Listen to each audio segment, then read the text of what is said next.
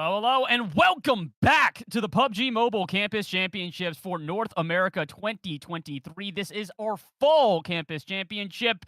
My name is Oliver Bass, joined alongside by DK. DK, my guy, we are here with our second day of competition. Yesterday, we had our first three maps. Today is our final three, and this will determine it all. Who's walking away a winner, chicken dinner, and who might need to come back maybe in the winter to try again. The action yesterday was incredible. I'm expecting the same thing today. Well, yes. I mean, we saw a very hot and heated bit of gameplay coming through just yesterday. And of course, as we know, aside from bragging rights, right, the team's also fighting for the lion's share of that prize pool. So much on the line. $15,000 in total, getting split amongst our top six teams. 6,000 going to first, 4,000 to second, 3,000 to third, 1,000 to fourth, and 500 to our fifth and sixth place teams. But DK, that's not the only thing they are competing for. The top two teams will also receive a slot to the 2024 PUBG Mobile Pro Season Qualifiers. Like you said, not just the cash, not just the bragging rights. There's a lot on the line. Oh, yes. And of course, as you can see there, those two slots. I mean, I think that is going to be a very interesting addition up into the pro season, moving into those qualifiers to see exactly how our top teams are going to be able to compete once they rub shoulders with those pros. So, yeah, there's going to be a lot on the table. I think especially going into today, as we mentioned yesterday, the teams will have to try and keep up with the pacing, right? Push that momentum as hard as they can. And if they are able to accomplish that goal, I mean, they're going to be smiling, right? Because not only are they going to be walking away with a beautiful share of the bank there, but also potentially getting those two slots to move on forward. So there's definitely quite a bit on the table here. There's a lot on the line, and there's a lot of maps that they've got to play through to continue on throughout our day. We've got 3 total matches for you guys. Like we said, yesterday we played 3. Today we play 3 again, but it's a little bit different. Yesterday we started off with Miramar. Today we are starting off with Erangel, then go back to Miramar, and then finish off in Sanhok. And this is different because yesterday we ended in Vikendi. This time we're ending it on a map that's maybe not as familiar, or at least should be somewhat familiar, but isn't been in play as much played as Erangel and Miramar. So this could make it interesting on how we finish out this event. Yeah, I think definitely the approach for the teams here will have to be to play the most aggressive games that they can in game 1 and 2, because, leaving it all on the wire, waiting for Sanhok, I mean, sure, it is a map that kind of lends itself to a lot of aggression, but holding everything on the wire up until then, well, I think that could be quite a bit of a oops to come through. So I'm expecting the teams to really bring that pacing into game 1 and game 2 to establish themselves within the leaderboard. Yeah, they really have to, because again, it's not as if this is our first day of competition. We've got teams that need to catch up to our front runners of yesterday. Again, yesterday was our first day of competition. 3 maps total. We found ourselves with a front runner in York College. Team Queens are far and away winners of yesterday, with not only taking a winner chicken dinner for themselves, but also stacking up the points as well. I believe they were just shy of 40 when we exited out of yesterday and got ready for today. So, I mean, look, the reality is there's a lot of good players, a lot of good teams out there, but there's a couple teams they got to catch up to for the moment. Yeah, there's definitely going to be quite a bit of pressure coming through. Looking to see who can kind of, just keep up with that pacing as the heat's going to be on. And I think starting off with a little bit of that Erangel right out of the gate will give the teams a really good bit of a threshold, bit of a starting point to really assess what the player's situation is going to be. Because I think the transition going from Erangel over into towards Miramar is going to be much easier than the transition going from Miramar over into back into Sanhok then. Yeah, it's not necessarily going to be easy for these teams to make said adjustments, but unfortunately, it's necessary. They don't really have an option here today. It is our final day of competition. If they want to try again, they'll have to try again in the next campus championship, and I guess we'll just have to figure out when that is. But I do know that for the time being, while we have this campus championship going on, we've got people to thank for making all of this happen. Again, we have to give huge shout outs to all the people that are able to help us, including our friends over at PMCC and Uconnect, who are teaming up with Asus to give away a brand new ROG Phone 7 and ROG Kunai 3 gamepad. All you guys have to do is scan the QR code for more details. It's in the very top right. Again, huge shout out to Republic of Gamers for everything here today. These broadcasts would not be possible without them, and really overall, we just gotta appreciate them, because look at what they're giving away, DK? This is some cool gear. Oh man, that looks so amazing. I'm especially excited about the Kunai 3. I mean, adding that on, a beautiful addition to take that ROG Phone 7 series to the next level. And speaking about levels, right? You can level the playing field by entering into the draw. So be sure to get your hands on that beautiful scan up in the corner. Get your name up in the draw. And who knows, you could be the person to walk away with this amazing prize. It's very possible, and like we said, all you have to do to find out is enter. You just have to scan that code in the top right, and, on top of that, we've got some other things maybe that you guys got to stick around the broadcast for here today. If you were here yesterday, we've been giving away codes for 600 UC each. We're giving those away 3 times today. We did 3 times yesterday, so why not do the same thing today? All you got to do is watch the broadcast. Stick around. We're going to be around for a while, and speaking of sticking around, stick around because we're about ready to get into our first match. We're only a couple of minutes away from our first map of the day. And again, like we said, it's a little bit different than it was yesterday. We are starting off on Erangel, not having it be our second map. How do you think this is going to change up dynamics here today, DK? Is that first map being switched up really going to just sort of mess with the flow for all of these teams?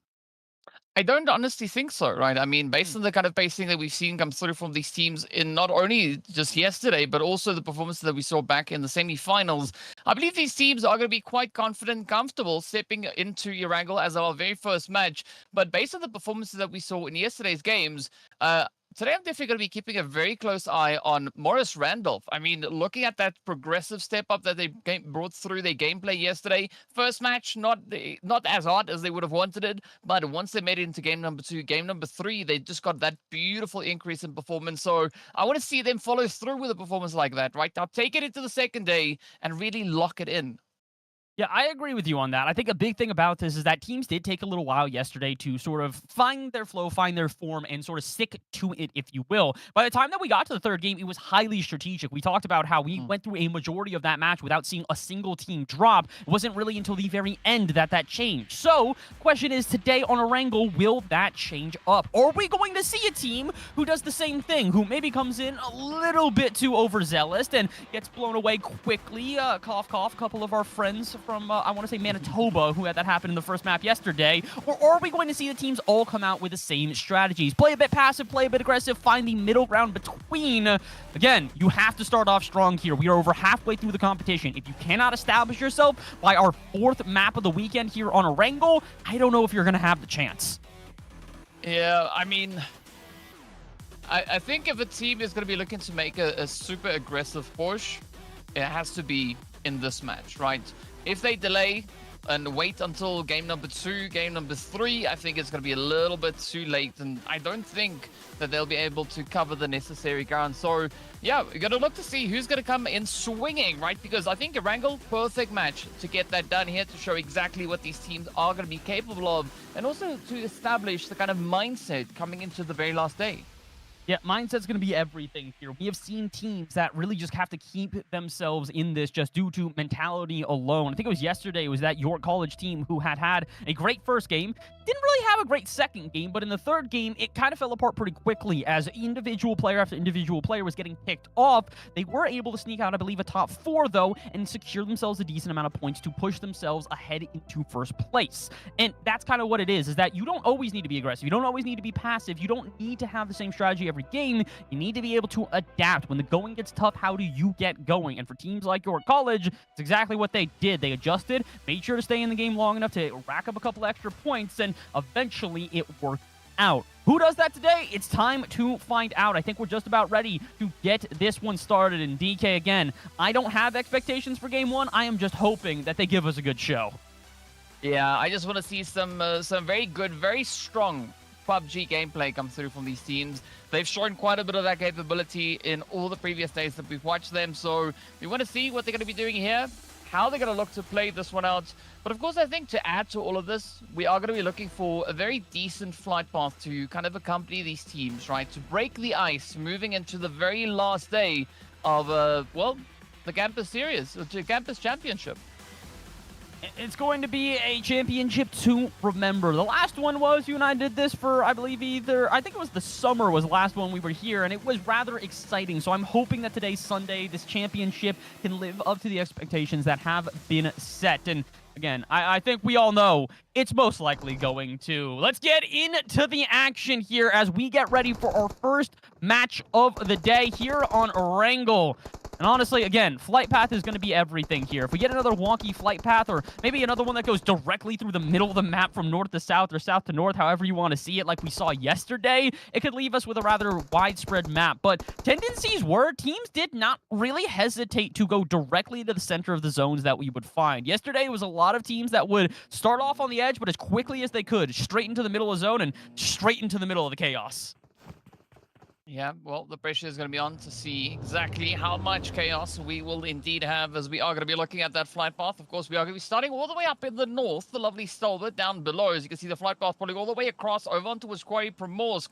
So again, an interesting kind of positioning for these teams now to get themselves situated. And this is where we're going to be looking at whether or not we are going to be having any potential contention, right? A few of those hot drops may be going through in the early game. Very possible at this point, especially considering it doesn't feel like we're going to see too many people go to the edge of maps here unless they're heading out to potentially Lipovka or the military base in the very south. For the most part, I'm expecting teams to stick around where this flight path actually is, going around School or Pachinki at the furthest and really staying around Zarki and Georgepol as we saw yesterday. But again, I will only speculate for now. As we get off of the plane and into the action, I really do want to see where these teams drop and really try to keep a good eye on some of our front runners from yesterday. Teams like St. Clair, teams like York College, even teams like Sheridan, who seem to maybe be the only team dropping to the west of this northern sort of this northern part of the map. Ooh, I mean, that could be a very, very interesting setup coming through. Especially in the early game, you want to use as much space as you find available to yourself. So Sheridan, they're going to be having a very comfortable start all the way up in towards Savoni. Of course, right, your college all the way up in towards Stolber. I think that's actually a beautiful starting point, but the big main kicker, of course, is going to be where that first initial zone is going to be forming. Yesterday, we've seen the zone go into several different options, right? We've had some complementary zones. We've had some pretty opposing zones being formed. But the big question is, what will the teams have to work with come match one day number 2, the last day?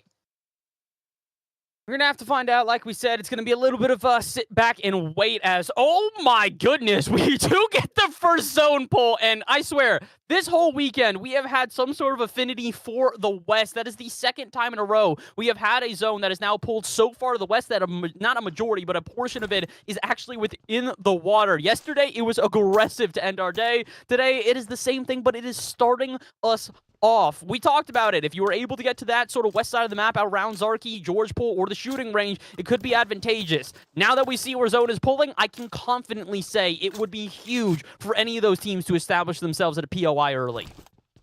Yeah, now let's see whether or not there's going to be a little bit of that fighting to try and establish the current positionings. I mean, things look very, very similar to what we had yesterday when we were over on Erangel. I mean, even looking down onto what we've got coming through from the players here of Lambton, right? Yesterday, we did see them up towards that bridge. Today, again, very consistent, holding on to that that western bridge positioning. So curious to see how they're going to be looking to play through this one. We also know that they have a little bit of competition there, right? Quantin Polytechnic just going to be sharing the vicinity with them. So there could be a little bit of that constriction being applied. But of course, doesn't seem like the teams are going to be focusing on that. Right now, it is that time in the game where you need to get yourself pretty well situated with decent loot. And only once you feel comfortable with what you got, right? Then it's going to be game time, looking out to find a little bit of that opposition, maybe farming a few eliminations. And it's very possible, but at this point, we're going to have to wait and see for that. Like you said, the farming of eliminations isn't exactly there yet. Teams have seemingly spread themselves out pretty far and wide across this map. The only place it seems that we could maybe have a little bit of that battle is south of Georgepol there. And I wouldn't really be too surprised if we do see that somewhere around Hospital, somewhere around Gatka, if we see a couple of those teams get into those early engagements. A team that is no stranger to early engagements, as you see on your screen right now, is this Manitoba squad. We've been asking for them to step up pretty much all weekend, and they haven't played poorly yet, but I think you and I can both confidently say we've seen this team's abilities. We know that they can reach higher heights. At the moment, they're not quite doing that. Yeah, I think they might either be planning for some kind of a surprise push, or they are just opting for a completely different strategy. They are, however, relatively close as you can see, with regards to their positioning here, up in towards the lovely, lovely hospital region.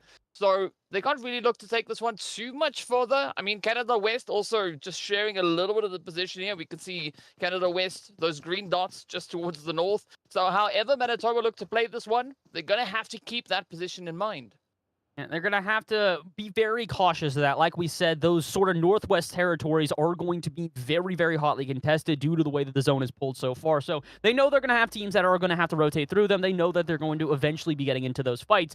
But right now, it is still a calm and serene scene here as we have pretty much everybody still up on this map. I haven't seen any eliminations, and as we see on the right side, there doesn't seem to be any that we have missed so far. So for teams like Lambton, that could help them out. They're on the very south side of the zone, but just barely hugging into the edge of it. So again, a lot of different options for these teams. Yesterday, we did see two sort of halves of the coin. We saw at the beginning of the day where teams were very aggressive early on, and then we saw the other side of it where teams sort of waited on those fights until it was necessary. Based on what we're seeing off a drop here, DK, I'm imagining it's going to be more the latter of those two options. It feels like teams are going to be very passive, just like yesterday, wait for their moments where these engagements are forced upon them due to close proximities and due to compounds being limited. So I'm not surprised to see it be quiet right now. I'm just sort of waiting, kind of kicking my feet up and just counting the seconds down until eventually the action starts.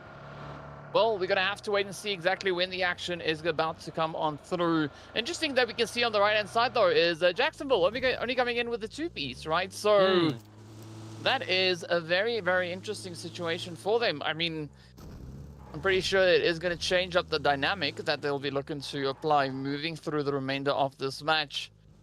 But, well, looking at what they've got currently, they do have an interesting position up in towards Rozhok, or just on the opposite end, over in towards that sunken city. You can see D-Spot.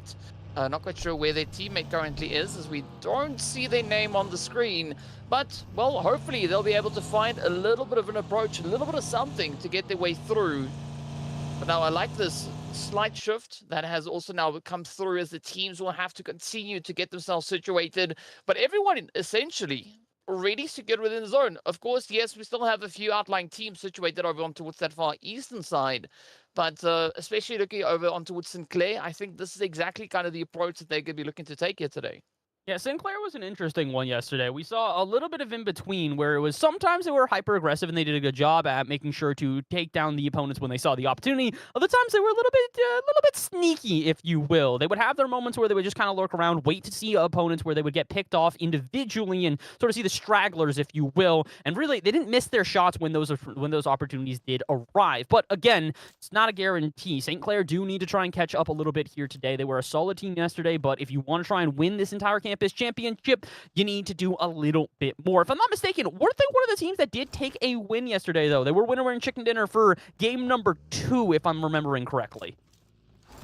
It does sound vaguely familiar.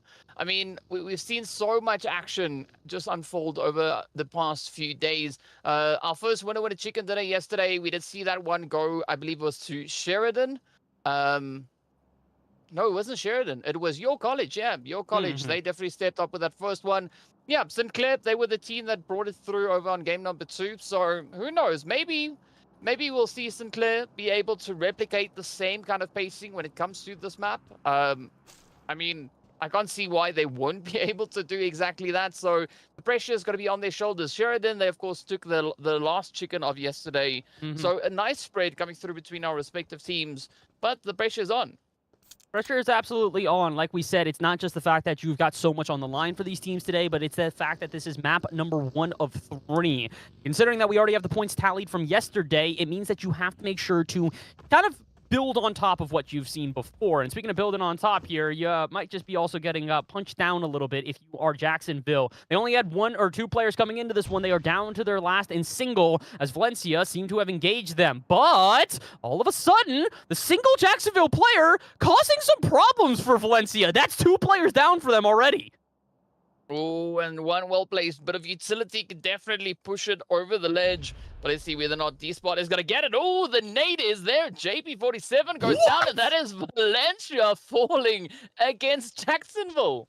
more or less a 1v4. Jacksonville's player is completely down and out at this point. Despot just kind of sat there and went, all right, cool. You guys want to try this? Go ahead. Valencia punished severely for their overaggression. And I mean, I can't blame them. In a situation like that, you're betting on yourself to make sure that you get that win almost every day of the week. 1v4s like that are not common, especially here at this level. Well done to Jacksonville.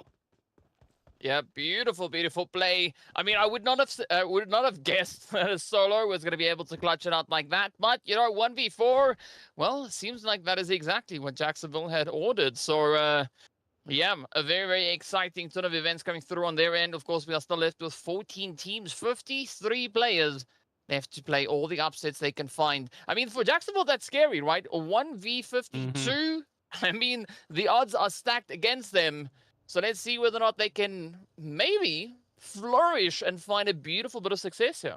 Honestly, I really do think that it's one of these things where for Jacksonville, this is a win already. They've gotten 4 points guaranteed due to the eliminations they have found. If they can just kind of sneak on by for the rest of this game, like imagine they sneak in a top 5, but they don't take any more eliminations. That's not bad. You're getting points off of placements. You've got 4 points already just directly off eliminations alone. I mean, in my opinion, the solo Jacksonville player and Despot that's already there, I think they've done their job for this entire map. You can't necessarily bank on yourself to take the winner chicken dinner. There's a chance you could, but the odds are slim. So already winning a 1v4, I think, is enough of a dub in the mind of Jacksonville. And honestly, it might be enough of a dub for them to be able to avoid fights like this. We got a little bit of inter-school rivalry going on here. It is St. Clair versus St. Clair. The A and B teams look to be battling here on this hill. Well, you got to say, the Rude Dudes, St. Clair B, definitely holding on to a good position. Nice bit of leverage that they can look to apply. You can see now it is St. Clair A trying to rush up the opposite end. The knocks have been delivered as Manny has been brought to their knees. The confirmation is their utility quickly getting dispensed, but up comes a very testing push as Oreo and the rest of the players here just look to test the defenses to see exactly what St. Clair B is going to be bringing in. They've done a good job of also getting the numbers advantage here. Manny going down very early, and potentially Jas as well. Jas, the player I want people to pay attention to. Yesterday, Jas was the thorn in the side of so many teams. We talked about St. Clair and their ability to just be stragglers at the right moments. That was Jas. He found himself in, I believe, a 1v3 versus Valencia yesterday, and was able to secure himself multiple different eliminations and just kind of stay around long enough for his team to get a decent amount of points. He might have to do the same thing here today, because Whiteboard doesn't seem to have escaped as easily as his teammates, although Whitebeard will at least maybe get one for the road. Never mind. Down and out. And now all of a sudden, St. Clair down to most likely their last player remaining. Meanwhile, St. Clair A will take 3 elimination points gladly. Yeah, Whitebeard now getting put on the whiteboard, right? Out they go. Done and dusted. But yeah, a very interesting pacing that we can see coming through there from St. Clair A. I'm not quite sure how Jas is going to manage and maneuver their way through this one. But there is a little bit of an opportunity, of course, pulling up in towards Rozhok, right? It does seem like they are going to be testing their luck over towards the north. I think that's a good call because we don't really see any opposition towards the northern side. Sure, we have York College a little bit further up north, but I don't necessarily see them bumping into Jas just yet. Yeah, I agree with you on that. I think Jas has got some time to just sort of figure out their maneuvering. Again, yesterday was... They've proven in this position, they can do some damage. The question is how much? We've already seen 1v4 throughout today. I'm not expecting to see 2 in a row. So, Jas, we'll check back in on you in a little while. Right now, we have to check in on one of our winners yesterday, Sheridan. Not going well for them so far. That's a quick elimination, and Sheridan now maybe got to rethink their steps because they've got 2 players in this one building. Where is their third? Oh, yeah, I think that is a very, very good question. You can see now a nice little bit of a spread here up into Ruins. It does seem like we've got about at least 3 teams in contention here, so the pressure is going to be on. It's going to be pretty tight. So you got to watch out on all these angles. Definitely don't want to get yourself caught out in a bit of a vulnerable position here. But I mean, even Watchbird also now just riding out the edge, looking for that opportunity. This could be such a beautiful setup. Unfortunately for St. Clair B, well, they're not going to make it out of here as Jas will get ended, and off they go down to 13 teams, rather we are. And can you believe who's the one to get that elimination? It's our solo stranger yet again. It's Jacksonville Despot being the thorn in the side that will not stop poking. They find their 5th elimination. They are still the elimination leader for this game, and they're doing it all by themselves. That is 5 elims to the 1 player. Again, Jacksonville, even if this is where you exit out of this game, you've already proven yourselves to get more than enough points possible. From this solo standard has been incredible. I mean, that is nearly the epitome of a carry, right? That is what a teammate is supposed to do. When you're the last one left, just, you know, let it loose and show the lobby what you can bring to the table. Speaking about tables, though, we are going to be popping over onto Sheridan to see exactly what the approach will be up in Ruins. Again, such a difficult position being played here. Washburn trying to get a bit of a push applied, but they can't seem to find the exact positioning. I can't figure it out quite yet. They know that they've got this team on the ropes, but they're not exactly sure how to, you know, maybe take the rope, cut it off, and just let them fall. It's not working out at the moment, but also for Sheridan, it does look like they have found a way to reconverge the team. They've got 2 of them in this one building, and then another one a little bit to the east. And I do think that they might be making a slight mistake, though, and waiting as long as they are here. It's very clear they know that the team in front of them is around, but do they recognize the fact that there are many other teams also surrounding them at the moment? You either got to make this move on Washburn, or you've got to try and find a recollection of your team. I get the idea of being in separate compounds, but this could come back to bite them if they're not careful. Yeah, this is where you got to watch out for that tunnel vision, because tunnel vision is one of the quickest tickets back into the lobby. You got to have that situational awareness, and you definitely have to keep a very keen eye on the surrounding area. I mean, based on what we can see coming in on the map, rather, there's so many teams positioned just down towards the southern side. So if Sheridan are not careful, they could very easily find themselves in a bit of a sandwich situation. Stink, though, going to be looking to line up a few beautiful hits here on towards Mun. But you got to say, though, Washburn, they're holding nice and steady, not going to be looking to get themselves exposed. In the meanwhile, Canada West also finding a little bit of opposition just slightly to the western side. The good thing for them is that they seem to have a handle on this one, and the good thing for Sheridan is it seems to be a problem for Washburn here. We talked about it. They're going to need that sort of signal, that go, go, go. If they recognize that Mum is over in that building and already down, this could be their trigger to just sort of rush this compound, maybe try to take Washburn by surprise. Smokes are out. It's very clear Sheridan knows they're trying to play something. Sheridan, are you going to make the move, though? You can see they're buzzing with anticipation. They want to, but they just don't know if it's the right move. Oh, very cheeky peeking coming through here from either side. But Sink, very, very reluctant, not wanting to give up this compound. And I mean, rightly so. It is essentially smack dab center zone. So you want to try and hold on to a defensive position as best you can. But what I'm liking about Sheridan here is that they're not moving up on the elevated angles, right? They are going to be keeping themselves nice and low. In the meanwhile, Manitoba are going to be feeling a lot of that pressure as they will now have to try and contest and see just how long they even can survive up against Humber. Humber's a good team. It's not surprising to see them fighting off against Manitoba early. They proved themselves to be an aggressive one yesterday, sometimes for the worst, though, as it would come back to bite them. Seemingly not too bad here today, and seemingly not too bad for a lot of different people. My goodness, the elimination starting to pop off here, and Sheridan starting to recognize this could be their time for advantage. Shots from a distance and shots up close. Manitoba eliminated by Humber. Well, they ran themselves right into the lobby with that push. Now let's see what's going to happen, as we still keep a very keen eye right here down into the Ruins. But again, right, Sheridan now trying to take a little bit of a spread here. I like this opposition coming through from Shinchan, and this allows quite a bit of information gathering opportunity down onto what we can see now unraveling amongst the players here from York College. And again, right, Cerritos also, they've really shown quite a bit of capability in the previous days of gameplay. But how are they going to be looking to pace themselves in this push? You're going to have to be very careful, because despite York College only having 2 players up, that is more than enough for them, and it looks like they are going to get the whole team back on and back ready to fight. York College already showing themselves to be a threat here with a single elimination, but we kind of expect them to be a bit more aggressive, even if it hasn't paid off yet. Again, still, our front runner for eliminations in this lobby is that solo over on Jacksonville. Humber coming close with their full team wipe of Manitoba, but Again, not quite there yet. And if we can take a quick look at the zone by chance, I would love to show you guys how it has moved now because it's gotten a little bit different than what we initially anticipated. Again, it pulled about as far west as we could have found it initially. Now it's starting to go more central to the map. It's above the river, just outside of, I believe, that is Roshawk. But still, overall, this definitely feels like a zone that is starting to favor pretty much every team in contention. Yeah, and this is going to be an exceptionally tough game to play, more particularly down towards that southern side, right? A lot of the teams now getting crammed up in towards that ruins region.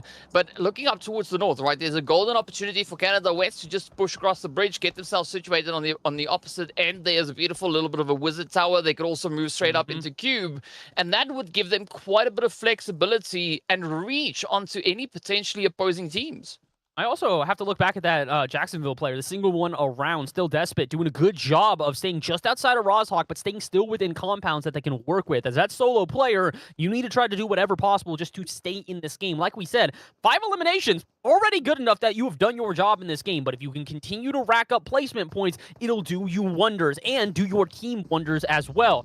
Speaking of teams, though, what on earth is happening up here? I believe we have found ourselves with a team at a insane height advantage versus this NF squad, which I'm not sure if they have much of a plan here, as Humber also lurking around.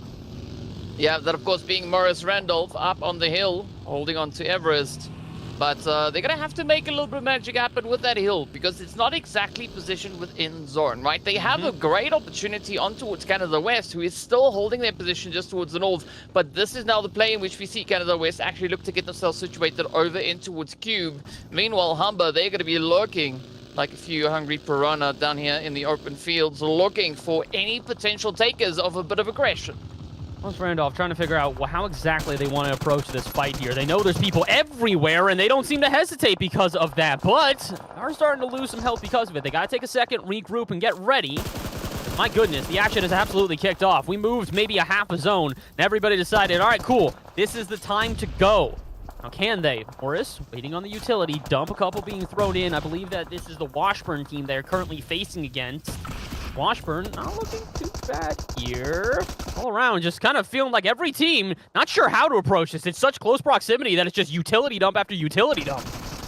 I mean, we said we want to see these teams really flourish, and this is the exact kind of zone for them to showcase those talents. As Washburn now will be sent away. Morris Randolph really just looking to pick them up. Trickster, though, not exactly out of the woods, as they are still taking quite a bit of damage. But a lot of the pressure, the initial pressure they had, has now been alleviated, right? There are still quite a few teams that are yet to push up from that southern side, but now the onus is going to be on them to try and see just how well they can defend their position. It's pretty hard to defend any of these positions right now. We're starting to realize it seems like these teams well coordinated today. We talked about it. We want to see that balance between aggression and passivity. We are seeing that in full force right now as teams are doing a good job of converging on these points really with their entire squad. Speaking of which, I think that Quantlin Polytechnic might do the same. Are they aware that Sheridan is still in that little bit of a building there? And if they are they going to rush it or maybe try a different approach? The zone slowly closing. The storm approaches as we get down to one of the most interesting zones we've seen in a moment. This one over the river, but it's in 3 different sections. One on an island, one north, and one south. There's a river between all of these players that is going to make these fights extremely hard. Oh, yeah, let's see how this one goes. Sheridan now going to be looking to lock it down. Up comes the side there of York College, trying to get themselves out of harm's way, but Coco gets a big no-no as he gets stopped out in the blue. It's going to be the home ticket right there for them. A very unfortunate turn of events for York College as they've now been reduced down to 2 players, but again, not the easiest position to try and make a stand out of, but you got to give it to Sheridan. I mean, this is a phenomenal read on the location. Oh, and Cerritos is going to be another team that's packing their bags and heading back to the lobby. They are the 11th place here in our game, which means we leave ourselves with our top 10. And again, it's a top 10, which I'm still surprised by a couple of people around here. York College got picked off quickly, but still have 2 other players around and are still competing. Speaking of which, one of them's right there, and might be able to pick off the solo strangler from Sheridan. Bab, when are you going to take your shots? We can see you lining them up, but doesn't want to expose himself, probably for the right reason, but it's really still Jacksonville that I've got my eyes on. The fact that Despot has still found themselves in this game into a top 10 position, they have stuck around for a long while. Yeah, they've definitely been hanging in there. Meanwhile, Canada West, though, and of course, players coming through from Columbia, Vancouver, they've now had the opportunity to really solidify their positioning up in towards the current zone. They are the gatekeepers. They are going to be looking to deny everyone else access to this next phase. And looking at Kartik, this is a beautiful angle just to casually, right, lie there and see just how much carnage they can bring on through. Meanwhile, Canada West, beautiful bit of a widespread, right? They've got players on so many different fronts, and I can't see why they won't be having a very successful run this time around. Yeah, I really agree with you on that. We've got a lot of teams set up for success. Unfortunately, Humber is not one of them. They are your next team eliminated here. We continue to get into the action.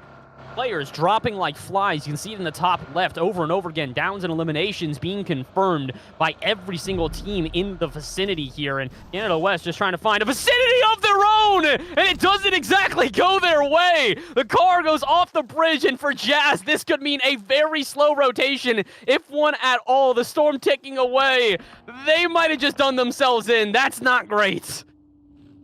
Yeah, it is a very, very tough spot to be in. Lambton also, they're going to be ended off. They go down to the final 8 teams, and we have it. As you can see now, it is a very difficult position, especially looking here at York College. Caught out in the blue, tanking away on those HP bars. No rev. Well, won't be able to get any kind of res or even HP in, as the blue is so relentless, just constantly ticking away. Morris Randolph also going to be falling. And now, I mean, we are down to only 6 remaining teams. We mentioned it was going to be an awkward zone for teams to play in, and we mentioned it was because of the water in particular. The way that this pool ended up separating teams amongst that river in 3 different sections. It's now pulled completely differently to where it has gone a little bit more north, so it's forced the teams on the island and on the south to cross bridges or straight up dive through the waters just to try and keep up. And I can't believe it, but we are still in this game, and we are still with Jacksonville. Now back to the leader for eliminations, and soon as I call it, soon they will fall. But Jacksonville, their solo player in Despot, manages 6th place and 5 eliminations, starting almost at the very beginning with a 4v1. Jacksonville, take a bow. What a way to stay in this game. I mean, absolutely phenomenal gameplay coming through here, but we are not done just yet. We still have Sheridan, as well as, of course, well, Canada West looking to make a little bit of noise. The interesting thing, though, is, I mean, Canada West, they've been surviving for so long, but they've not yet been able to find themselves a single elimination. Columbia Vancouver, though, on the other hand, they have 1 under their belt, but are they going to be able to manage even more elims? They're going to try their best here. They're taking shots at St. Clair from a distance, but all of them only tagging the vehicle, not seemingly hitting any of the players, unfortunately. Gotta be careful here. Columbia Vancouver do have the advantage, and they might even have a bigger one if they can recognize St. Clair have a couple players going down. Here comes the rush from the rest of Columbia. Can they find any more? St. Clair gone and dusted here, as Canada West now, or excuse me, Canada West and Columbia, the last 2 teams with 3 players up. And I haven't seen this Sheridan player in a while, and we won't see them until the next match. Sheridan gone in 3rd. Oh, that is going to be a very, very tough one. Now, it is Columbia West, Columbia, Vancouver, and Canada. That's what happens if you combine the 2 teams, right? Yeah, I get it. They both start with a C. Yeah, no, I see you. Yeah, or Canada, Vancouver, whichever one. I mean, well, that's of course not the names. It's Canada West and Columbia, Vancouver. But let's see who's going to be the one to clutch it out. A very even board to come in here. A 3v3. Canada West, though, they are going to be sitting with 3 eliminations, so they do have a slight aggression lead. But are they going to be able to find a bit of a response up that hill? Because looking at Sook, I mean, Sook, it's a nice off angle to hold. But are they going to be able to get anything done from all the way back here? They need to go after Deep. Deep's a little bit solo to that eastern side, and I don't know if they recognize that. If they can get Deep down, they've got a chance, but instead it's actually Deep who gets the first down here. All of a sudden, it's a 2v3, as Kartik needs to step back a little bit and maybe get a res from one of his teammates, but I don't know if they've got the time. Canada West need to figure out, do they want to try and get their 3rd player up, or do they want to try and keep the playing field with an elimination apiece? I don't think so. Looks like Deep's just going to start util dumping. Smokes out the wazoo. Nades everywhere abundant. Just trying to make sure he can provide some cover for his teammates and really scare off the competition that does seem to be trying to take this eastern side of the hill. Again, this was the plan for you and I. We thought maybe this team would try to approach, take Deep out initially, and then move on from the 2v3. Instead, quick elimination from Deep sends all of Columbia packing, or excuse me, Canada West packing for a moment, and I pack even further. Columbia, Vancouver playing this perfectly. Oh, this could be the play, though. Good positioning. I like how they are just asserting themselves within the zone, really pushing Canada West all the way onto their back feet. So now the opportunity is there as Darku does take a little bit of damage, quickly managing to get themselves back up, but that is going to be card takedown. Now it's going to be go time, as you can see the shots getting fired over on towards Cirque, and I'm not quite sure if Canada West are going to be able to uphold a bit of a defensive angle here. And they had always been a step behind their opponents, and unfortunately they are now a player behind as well. Columbia and Vancouver with the advantage here. They've actually even got a bigger one. It's a 1v3. It's a 3v none. Canada West gone and out, and Columbia, Vancouver, winner, winner, chicken dinner in game number 1. I mean, what a beautiful pacing that was coming through from them. I mean, Columbia, Vancouver, a very well-deserved victory that they've been able to secure in this one. You got to give it to them, got to give credit where it is due, and that was an exceptional performance. Sure, not the craziest amount of eliminations they could have gotten, but they still managed to pack in a whopping 917 damage.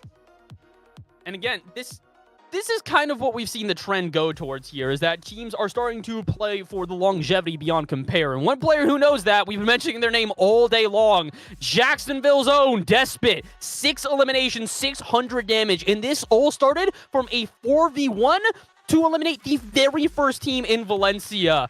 Hats off. Jacksonville's solo player really did a number on so many teams in that game.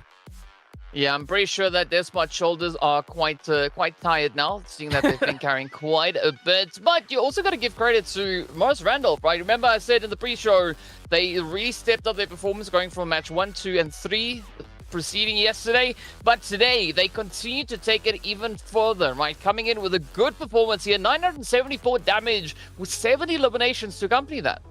Yeah, 7 eliminations is actually one of their more aggressive games out there. We talked about Morris Randolph a lot yesterday due to them being the team consistency. It was them and only really one other college in my mind in Kwantlen Polytechnic who just game after game did a good job at keeping themselves in competition. And as a result, Morris Randolph walking away with probably the most impressive performance here despite not taking the win. Jacksonville, Sheridan, and St. Clair all joining the top 4 teams. And again, you can see it's not just about getting the wins today. It's about getting a good amount of eliminations and balancing your placements. I have a feeling we're in for a very, very close competition the rest of the day. Yeah, I think that could very well be the case right here. I mean, performances, right? We asked for the teams to step it up, and boy, did they deliver. Now taking a look at our match rankings, it is going to be Columbia, Vancouver walking away with a glorious 15 pointers. Sheridan locking in on 10, but then look at that. Jacksonville with a big, insane carry all the way up onto 9 points. 3rd most points out of any team in this game for a solo player is huge for them. St. Clair also going to get a decent amount of points. So Morris Randolph continuing with their trend of getting a decent amount every game, but you can really see there were no far and away frontrunners in this one. Columbia, Vancouver do walk away with the most points due to just being able to take first place, taking the win overall. But the rest of the teams, close elimination, close points all around, a very close game. And that's why I have a feeling that when we do check back in on the overall leaderboards, it's going to look a little bit wonky, as I don't know if we're going to necessarily have that York College frontrunner that was as dominant as they were yesterday. Especially considering, I mean, look at this. The damage and eliminations all across the board, really pretty even on most teams. Yeah, but a lot of damage being packed in there by Sheridan and, of course, the side of St. Clair. And I mean, you can't really deny that, right? Just based on how they were positioned coming through this phase, through the zone, it makes sense, right? Because they were put in a position where they could be quite active, and, well, the damage counter speaks for itself. Unfortunately, neither of them were able to convert a whole lot of eliminations out of that, but it's okay. It's okay. They at least were hella consistent and a very contentious force to be reckoned with. And again, this is only our first map of the day. We've got another 2 after this one to play through, so for just the moment, we're not necessarily going to say that, oh, it wasn't enough of a performance. It's a good way to start the day, and it's a good way for them to continue on. As we look back at the highlights, we'll see exactly what we're talking about with a couple of big standout performances. Again, you can see it in the top left, UGRA, that's that Jacksonville player, very quickly getting eliminations, and, well, Humber does the same. Manitoba, man, I got a feel for them. They consistently get into these awkward scenarios early, and very often they are not winning the firefight. But you got to give them respect for the effort, though, right? I mean, yes. Having the guts to push out into those situations. It's definitely a situation that I would have avoided myself, because I don't feel that comfortable in these when he plays. but there's a reason why they are playing and I'm not, right? But yeah, I mean, even Sheridan, this position just worked out so phenomenally. And this is one of those reasons why we saw such an insane amount of damage. And of course, Jas, yeah, finding ourselves in a very sticky situation. Yeah, a lot of those throughout this game, though. That final zone really did not favor any of our teams. The forced trek across the water like it's Oregon Trail is not going to help anybody at this point, as continually it's awkward position after awkward position. And again, I don't really know what to expect here as we take a look at the leaderboard, because my goodness, has our top 4 gotten all that much closer, and really our top 6 overall. York College still in first place with 43 points, but it's not even a 10-point lead over St. Clair and only a 10-point lead over Sheridan. Morris Randolph round out our top 4, but our top 6 all above 25 or more points. This is insanely close.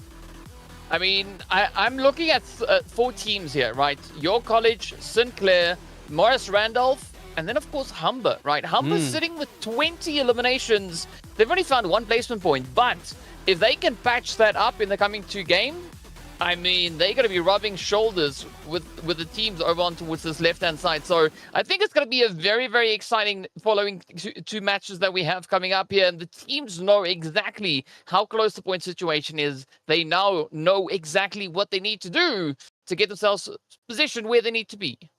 Like you said, it's literally just the fact that they need to be a bit more consistent, but we'll get to that in a little while. For right now, let's get to maybe some rewards for you guys at home.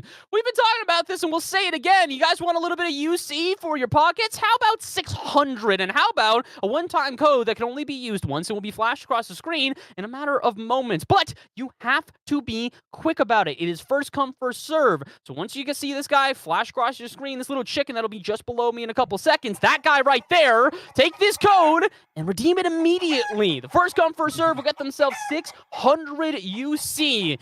Like we were talking about, DK, I mean, look, it's a little bit of extra change for your pocket, a little bit of reason to keep watching, and a little bit of fit's already gone. But don't worry, that is only code number 1 for the day. We got another 2 we'll be giving away after matches 2 and match 3, but it's going to be in a little while. Before we do get to a break and get ready for our second match, though, we do also have to shout out some of the people that make this possible. Again, we want to give a massive thank you to our friends over at ASUS.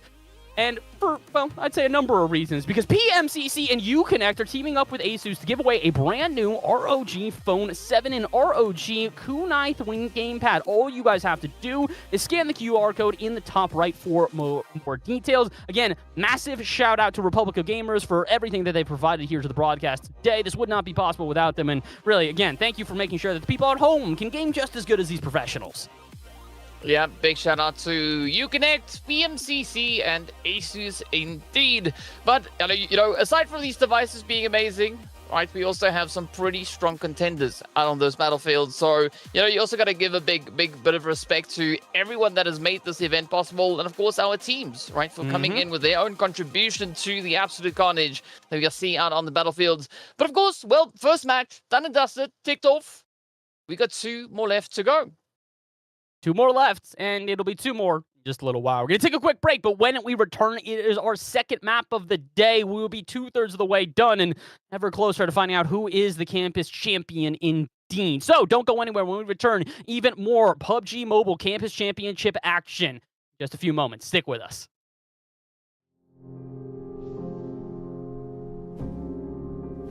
The heat coming off this region, though, right now. It's bringing me heat. It's bringing me warmth. The top 3. And chicken dinner. And you can see exactly why this is one of the best teams to come out from South America. The chicken dinner, it is vampire from the bottom of the tables. The looks of relief on their faces as they pick up an 18 elimination chicken dinner. PMGC final MVP. And it has been decided your MVP will be from Stalwart Esports. Give it up, Jakarta, for top.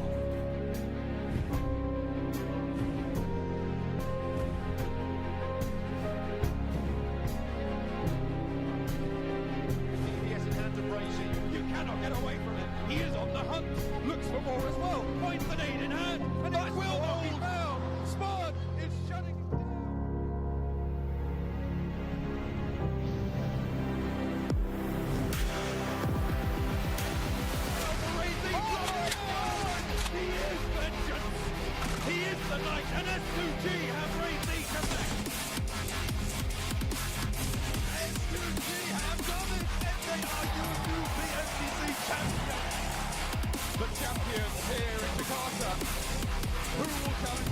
here. It is the Turkish team, the Terminators, S2G.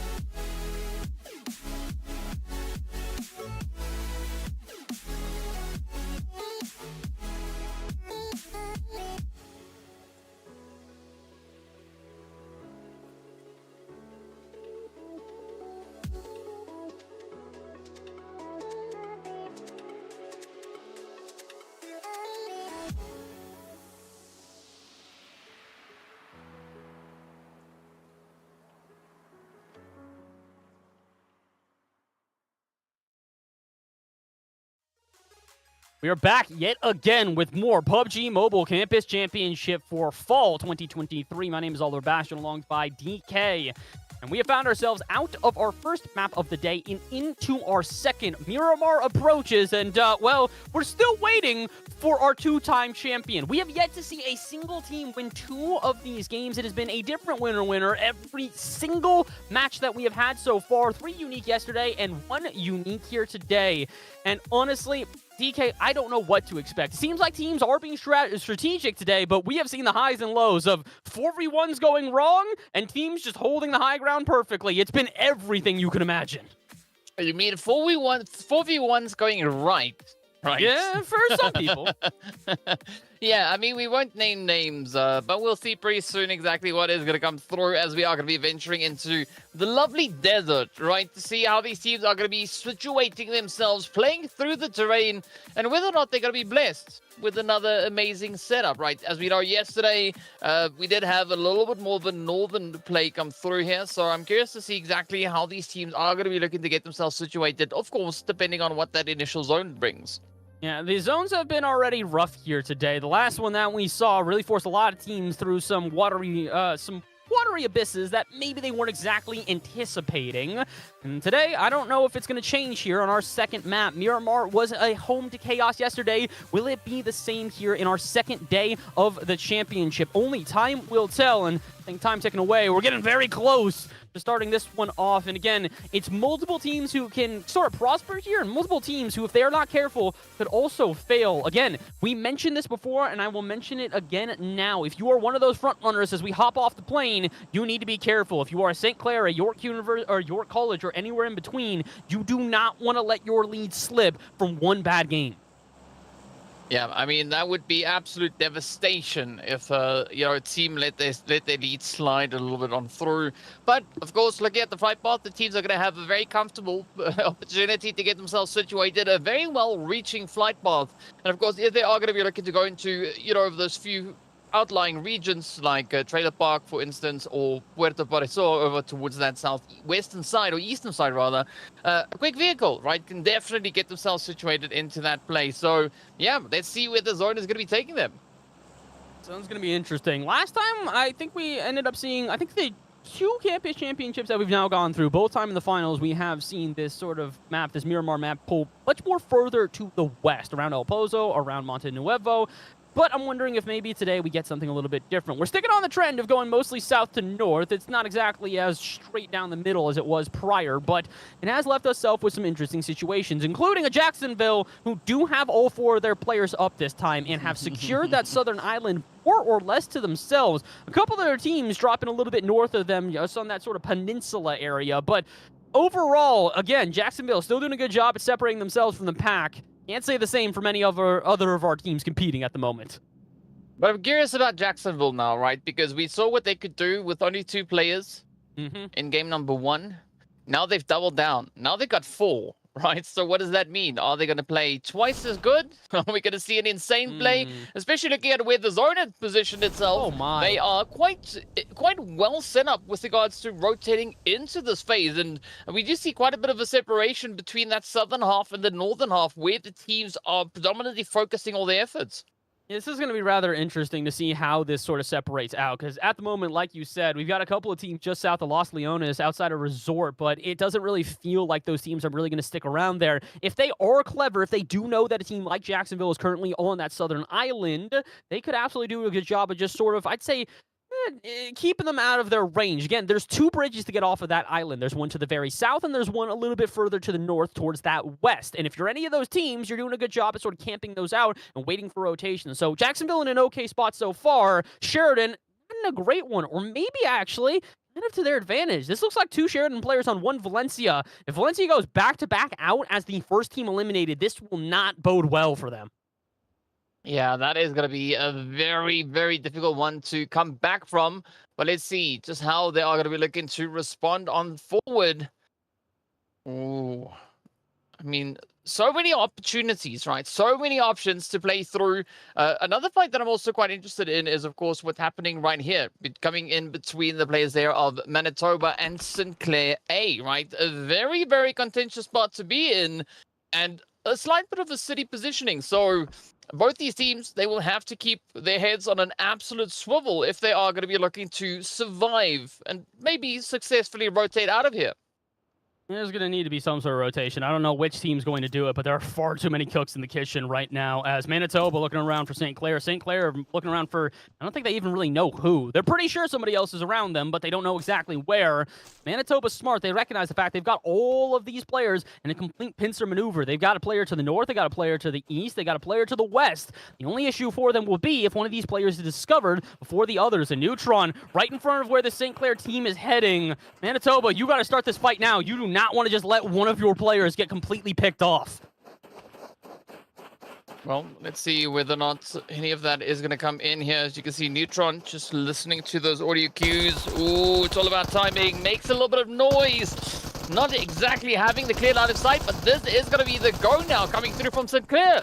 Manitoba not going to survive, said, when the going gets tough. It's another Manitoba player gone, and that's their second already. It's up to Electron and Proton just to try and keep their team in this game. Again, Manitoba biting off more than they can chew, and I hate to say it, but that's kind of a common theme for this team. They love to take these early engagements. They love to take these fights, but the unfortunate thing for them is they take these fights, and more often than not, it comes back to bite them. So unfortunate is the only real word that I can say at the moment here, as it really does feel like Manitoba have proven they have the abilities, but when it comes to these individual firefights, they rarely come out on top. Yeah, it's a tough one. I mean, as we said before, right? You got to give them credit because it's a few ballsy moves that they make, but it sometimes ends up costing them more than they can actually afford to pay. So they're going to have to find a different approach. And I think deciding to rather disengage, looking to break away and focus on their positioning could be a far more superior call to make at this point. So, yeah, let's see where they're going to look to go. I mean, even just looking towards that southern side of water treatment, we've got that little bit of a building up on the hill. That is open for the taking. And I think that could also potentially be a nice position to call home, at least for the time being.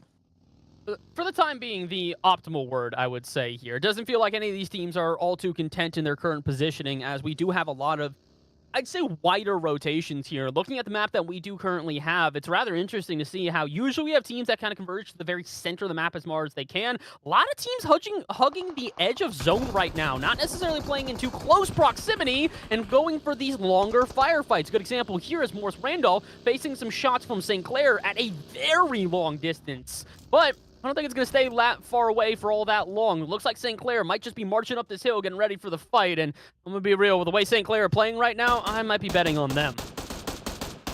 Well, let's see. Jazz now not having to worry about the water being a problem this time around, as they are quite far away from it. Instead, lead is going to be the major concern. But that is going to be Blade now having to repay for their discrepancies, as they've just been beaten down to the ground. Whitebeard reaching in with a beautiful little bit of prod here, but let's see if the rest of Sinclair B can actually get themselves back on their feet. This was so clever out of St. Clair. While Morris Randolph is focused on Jazz and the rest of the teams on the other side of this hill, Whitebeard just finds one of them from behind and picks him off. 2 apiece here, and now they got to try and recalibrate. As Morris Randolph do know that they still have a decent advantage here with the compound in their favor, but St. Clair quickly approaches, quickly rushes, and a 3v4, who's going to come out on top? Focus on Blade God here as, oh my goodness, very quickly, a St. Clair player is sent packing. Very much immediate. St. Clair go from a 4v3 into a 3v3, where now I don't know if they even have an advantage. Oh, let's see if they can follow through on this one. I love this positioning, though, by Blade up on the roof. Up comes Manny, looking to find a bit of a situation, bit of an angle. They got to watch on high as the shots continue to rain on down. And this is not what Sinclair B were anticipating, but look at the playthrough.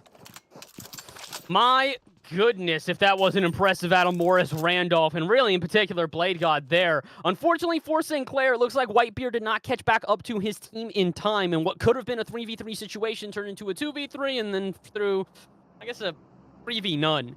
Whitebeard still around, still here, still definitely in vicinity, but at this point he's the last player remaining for St. Clair, and with a single elimination to the team's name, it's not going to be enough points to keep them in contention moving forward. So, Whitebeard, you have a big task ahead of you. You got to stay in this game for a decent amount of time, and really, I think you got to find a couple more eliminations, because that single alone is not going to be enough here in our 5th game of the weekend. Yeah, this is where Whitebeard should embrace their inner Jacksonville, right? Yeah. Become one with D-Spot and see if you could replicate what they were able to do over on Erangel. I mean, this puts an immense level of pressure coming through onto the players. So best of luck, though, going out to them. But Morris, I mean, they're looking pretty good already with 3 eliminations up. I don't think they've got anything that they can complain about at this point. I don't think otherwise. I'm pretty much in full agreement here. The truth is, for a Morris Randolph who have proven themselves to be consistent beyond compare, it is not about them, just stacking up the frags. It's not about them making sure they get too deep into these games and really taking a winner chicken dinner every time. It's about making sure that they are getting good points every time and waiting for those teams just above them to slip on off. Because again, it's not going to be consistency every single game. We even saw that in our first game as Valencia, one of our more prominent players within this weekend, go down almost immediately in a 1v4 to Jacksonville, which most people would never imagine is going to happen. So that's just kind of how it goes sometimes, that you do need to play to the best of your abilities and hope that other players around you play to the worst of their abilities. And while we're not necessarily seeing that now, Morris Randolph is doing everything in their power that if somebody does slip up, they will gladly take their place. Because again, it's not just competing for first here today. It's competing for top 6. All of the top 6 teams here will guarantee themselves at least $500 minimum. And granted, if you make it to at least 4th, it goes up by the thousands after that. But for Morris Randolph, who's been consistency beyond compare, this has been a good day for them already. And they're really just continuing to trek forward into further and further and higher placements. Yeah, I mean, they've already started with I believe there were 7 eliminations to their name. So there's going to be a pretty high standard that they've now set for themselves, especially coming into today. But looking at the position that they are currently occupying, I mean, it's a good setup, especially with regards to where it is situated within the zone. However, if the next zone shift comes through and it pulls anywhere other than south, they're going to have a potential tough time getting themselves resituated into the next hotspot. Now, I'm not exactly sure where this zone is going to pull, but I can tell you this much. It's caused a lot of teams to do exactly as maybe we hadn't anticipated, but probably should have. No longer are they hugging edge of zone. We've got a lot of teams converging pretty much to the exact center, really on top of Los Leones more than anything else. Multiple teams there, Humber there. I'm looking at, I believe it is Team Queens now, rotating in through the east side. Just so many different teams that are trying to get into the center of this zone and find themselves a little bit of a reprieve from the chaos, including St. Clair. As you guys can see, they're making the rotations from far up north, and although they have to trek through the storm, doesn't seem to be affecting them all too much. They'll heal on up, they'll make their way in, and really with already 2 eliminations to their name, I have a feeling St. Clair are going to look for some glory here in their 5th game. Yeah, this is definitely not the kind of rotation that you can pull off all the way in stage 5, so it's good to see them looking to get themselves situated right now, because phase 1, phase 2, the blue, it's an uncomfortable tickle maybe. But once we get into those later phases, that's where the tickle gets a few spikes. And you don't want to deal with that. Not just yet. So, yeah, good on them. But now the big question comes as to where they're going to be looking to get themselves situated, right? Are they going to be opting for positions maybe on the San Martin Plateau? Are they going to be going all the way over towards Graveyard? There's so many options and so many POIs that they could actually look to move into. It's just which one do they choose? I think, honestly, I could see them staying around Hacienda del Patron because of the fact that the zone just pulled so far north for them. I don't know if they know Manitoba's behind them, but if they do end up setting themselves in Hacienda, all they really need to do is just kind of watch the north, get a couple picks on that Manitoba team, and then focus on the rest of the team or the teams that will eventually rotate into them from the south, because it really is a majority of our teams right now all the way at the south, and it's a majority of our teams starting to finally get into their first firefights here. Morris Randolph, no stranger to said fights. They've already found themselves with eliminations, but find themselves with another player down. From 3 down to 2, the team's got to make some adaptations, which means they're not going to take this fight. They will shy far, far away, as Blade God and Yoda, I believe is the name, are just going to sort of dip on out. Can't blame them on that one, but again, this is the unfortunate truth when you lose a player early, is that you have to sort of strategically take these fights. If you're at a numbers disadvantage, there's not much reason for you to stick into these. Yeah, I mean, this is that exact transition that I was talking about, right? At the zone stayed south, they would have been comfortable as to where they were. But now moving up, they are fortunate to not have been spotted moving into, the L building over here. So there is still a bit of an opportunity as we still have the players from, I believe that is Washburn that we have on the opposing side. No, that's Lambton. Lambton taking occupancy rather off that far northern reach. And then just alongside them is going to be Polytechnic. So both teams, I think, are going to be essentially focusing in on each other. But for Morris, this is where they got to watch those hills, because we do see another team lurking just over onto that southeastern edge. And I mean, that could spell quite a bit of trouble for them. Yeah, it's definitely more about hiding than anything else right now. You do not want to expose yourself in a moment where it's just going to show you guys vulnerable and show you guys weak, especially for Morris Randolph, who has made some enemies in this lobby so far. They've already gotten eliminations. They have already taken shots from distance at multiple different teams. So I'm curious to see how they try and play this one out. And I'm curious to see if nobody really is going to take that northern side. We talked about it. The map, or excuse me, the zone, moving much further north than we anticipated after that initial pull. And no teams really, holding out in San Martin or Hacienda del Patron. Even the two teams we saw coming through there from St. Clair and Manitoba have all rotated further south to the center of this zone. Oh, I mean, well, we are going to be having a very jam-packed next few phases up ahead. As you can see, everybody is now crammed on in. And there's not a lot of space to work through, right? I mean, Cerritos, they're going to be holding on to a nice little bit of elevation, somewhat isolated from the rest of the teams. We do have the players there from Canada West, I believe, just towards their southern side. And I don't see them necessarily posing a big major threat at this point in time. Yes, both teams, they are somewhat close to each other. But looking at the terrain, I don't think they are going to be fighting each other just yet. Because, I mean, Power Grid, it's a different terrain to play through. It definitely kind of feels like nobody wants to be the one to make that first move. And granted, I can understand why. We've seen so many times that these early engagements come back to bite teams. And really, even if it doesn't necessarily go against your favor, it's just risking yourselves losing players going into the later parts of these games. And as you can see, that's already happening. Sheridan going to have a couple of their players removed from the battlefield here, as I don't think any of them have been officially eliminated. There's the first one. They find themselves in a fight that they might not want, but at least they can fire back. It does seem like Sheridan's got the height advantage, but not much else. Oh, nice bit of a spread coming through there from Sync. That is exactly the kind of opener that they want to bring on through. Columbia, Vancouver now going to be finding themselves in a bit of a sticky situation here, right? Not really. Wow. Going to be having the same kind of blessing that they had back over in Erangel. Sync now going to be looking to push and rush right on forward. Look and see if they can maybe find a few easy pickups. And this is absolute danger now coming in. And, oh, the quick conversion there as well.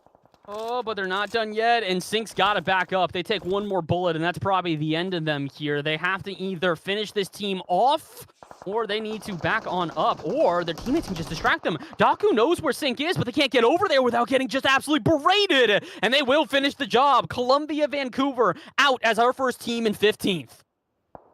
Oh, what an unfortunate sort of events, but what a beautiful play that it was coming through there for Sheridan. I mean, just keeping up the pacing. Speaking about pacing, right? Humber also going to be looking to get themselves paced up as they push in from that southern edge. Again, not a lot of room available here, as they could potentially start bumping heads with a few teams surrounding them.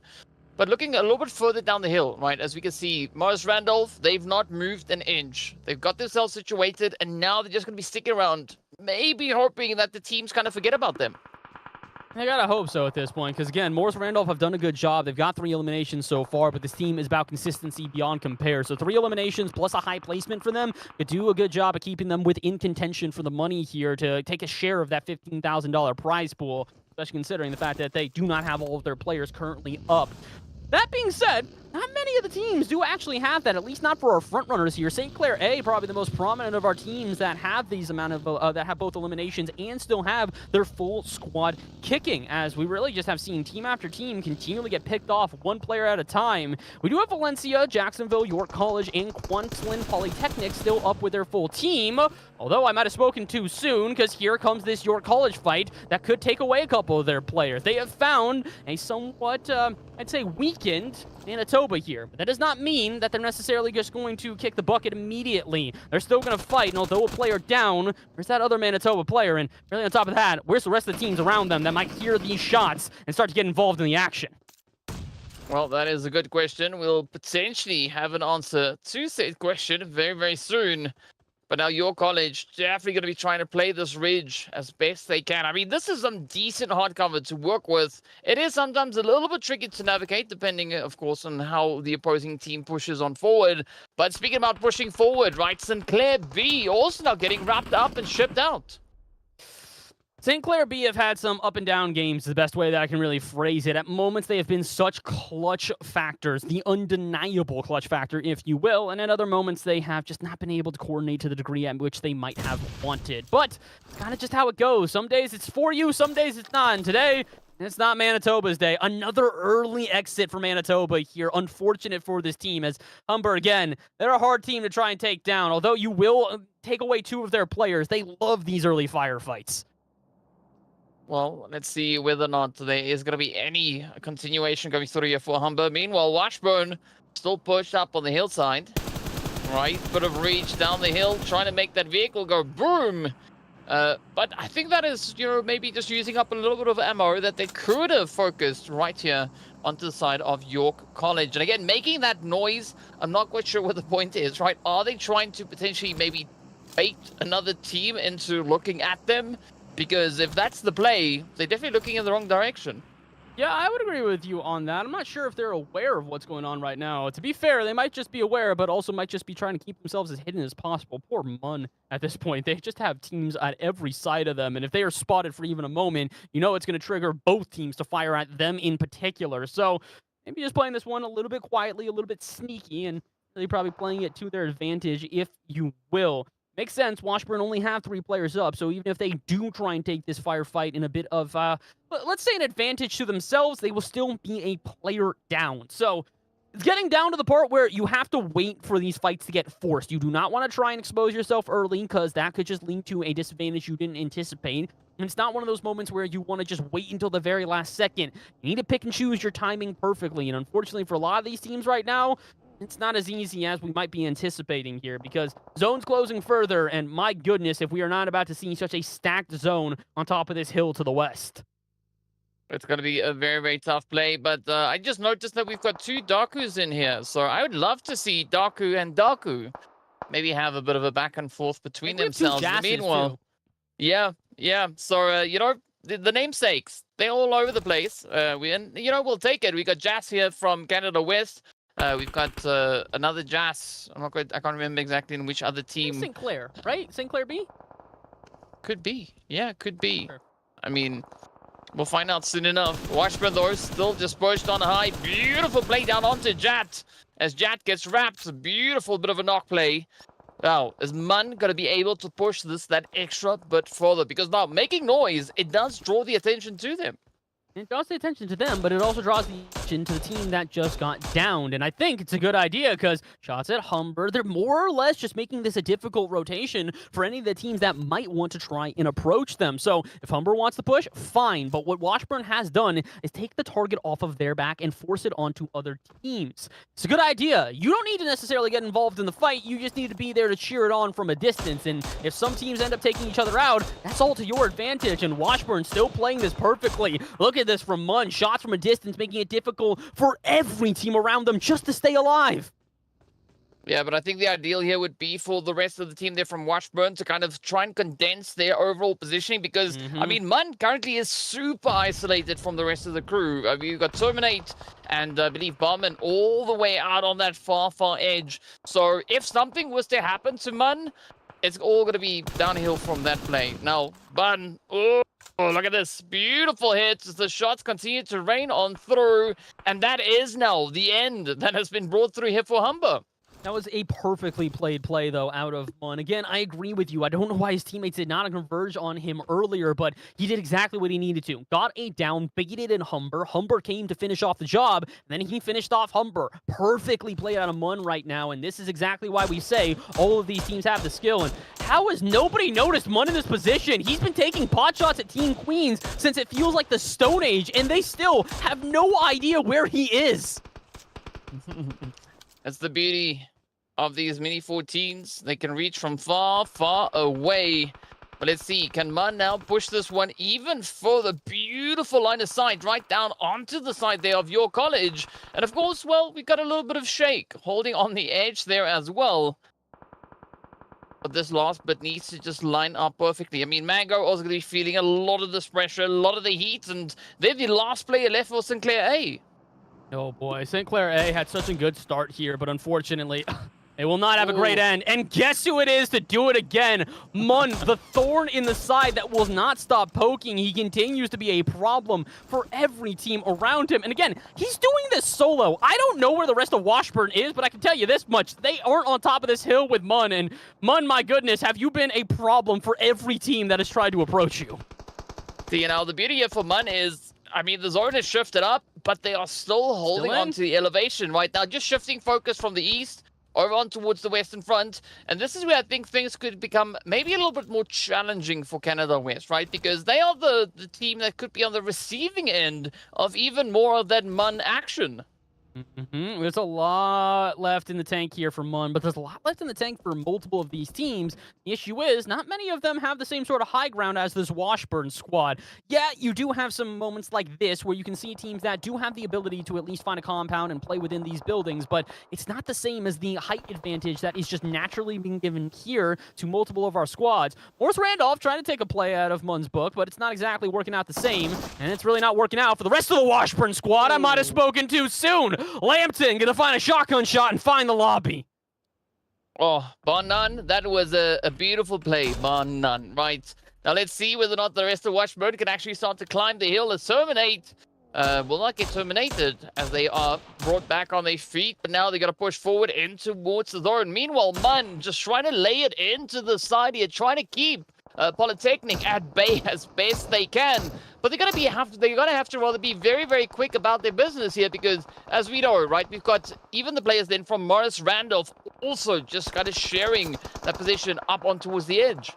Oh my gosh, everybody's sharing position right now. Sync is literally right behind another one of those teams right there in, I'm not exactly sure who it is. I think it's Quantlin who's right in front of them, and yeah, these close proximities starting to get a little bit shaky because the elevation differences between teams are kind of just keeping them out of their LOS, out of their lines of sight at the moment. So I'm wondering when teams are going to start to notice this. Quantlin might not even have the chance. 2 players down, and there's the first time I've seen someone actually scope in and notice that Mun is on top of that hill. Yeah, well, surprise is up. Ooh! But the only player that knew where Mun was just got sent back into the lobby. So, you know, Mun might be able to survive even longer. But an interesting shift in the dynamic now has come through, right? We have quite a few teams up towards that northern side, and this is where the whole southern positioning now really starts to clear up. A lot of teams up to that northern side, but not a lot of teams with their full squad. Valencia, the last one with 4 players remaining, everybody down to 3 or less, and say 3 or less, as in Canada West, the only team with 3 players remaining, and the rest of them all at duos. York a duo, Morris Randolph a duo, Washburn a duo, and Cerritos a duo as well.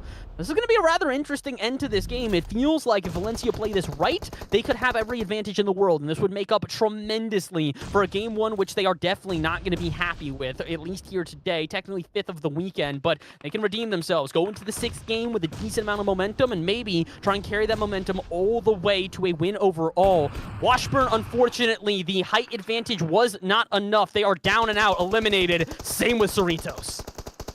Oh, and with that one blink of the eye, we are down to our final 3 remaining teams. Valencia really picking up some good pacing here. As you can see, them already sitting up on 8 eliminations. York College doing the usual thing. Oh, hitting the double digits, and there we have it. A very abrupt finish being brought on forward now, down to the final 2 as York College gets ended. And that's it, right? Columbia, Vancouver, rising, just clutching it out. No. I mean, what a sweaty play. Yeah, Valencia coming through with a glorious bit of victory. There we have it. 11 eliminations. My goodness, 11 eliminations for Valencia. Definitely will redeem themselves for their first game. But same with Team Queens here. They might not have gotten the dub, but they got 2nd place, and Dark alone got 5 eliminations on almost 900 damage. So a lot of teams redeeming themselves after a game 1 where it felt a little bit lackluster. This could be enough for Team Queens, for York College to keep themselves in the #1 position. But my goodness, Valencia with not only the winner chicken dinner, but 11 eliminations. This is going to propel them up the leaderboard. Oh, yeah, that is going to sit quite pretty for them. So I'm curious to see exactly how many total points they were able to acquire here, because you got to say, though, I mean, Valencia playing all the way from that southern side, it did absolute magic for them in this game. Absolutely. I mean, Valencia played that one perfectly. They knew they had the numbers advantage the whole time, and they played like it. That being said, weren't the only team that were racking up eliminations. Sheridan did bow out early, but at 1,200 damage and 7 elims, they were cooking as well. Same with Morris Randolph here. We keep talking about it. York College, Sheridan, Valencia, they've had the highs of highs and the lows of lows, but it's Morris Randolph who consistently find themselves with good placements. I mean, you can't fault a good placement. As you can see, Morris Randolph, they're going to be smiling with a glorious 8 points coming to them.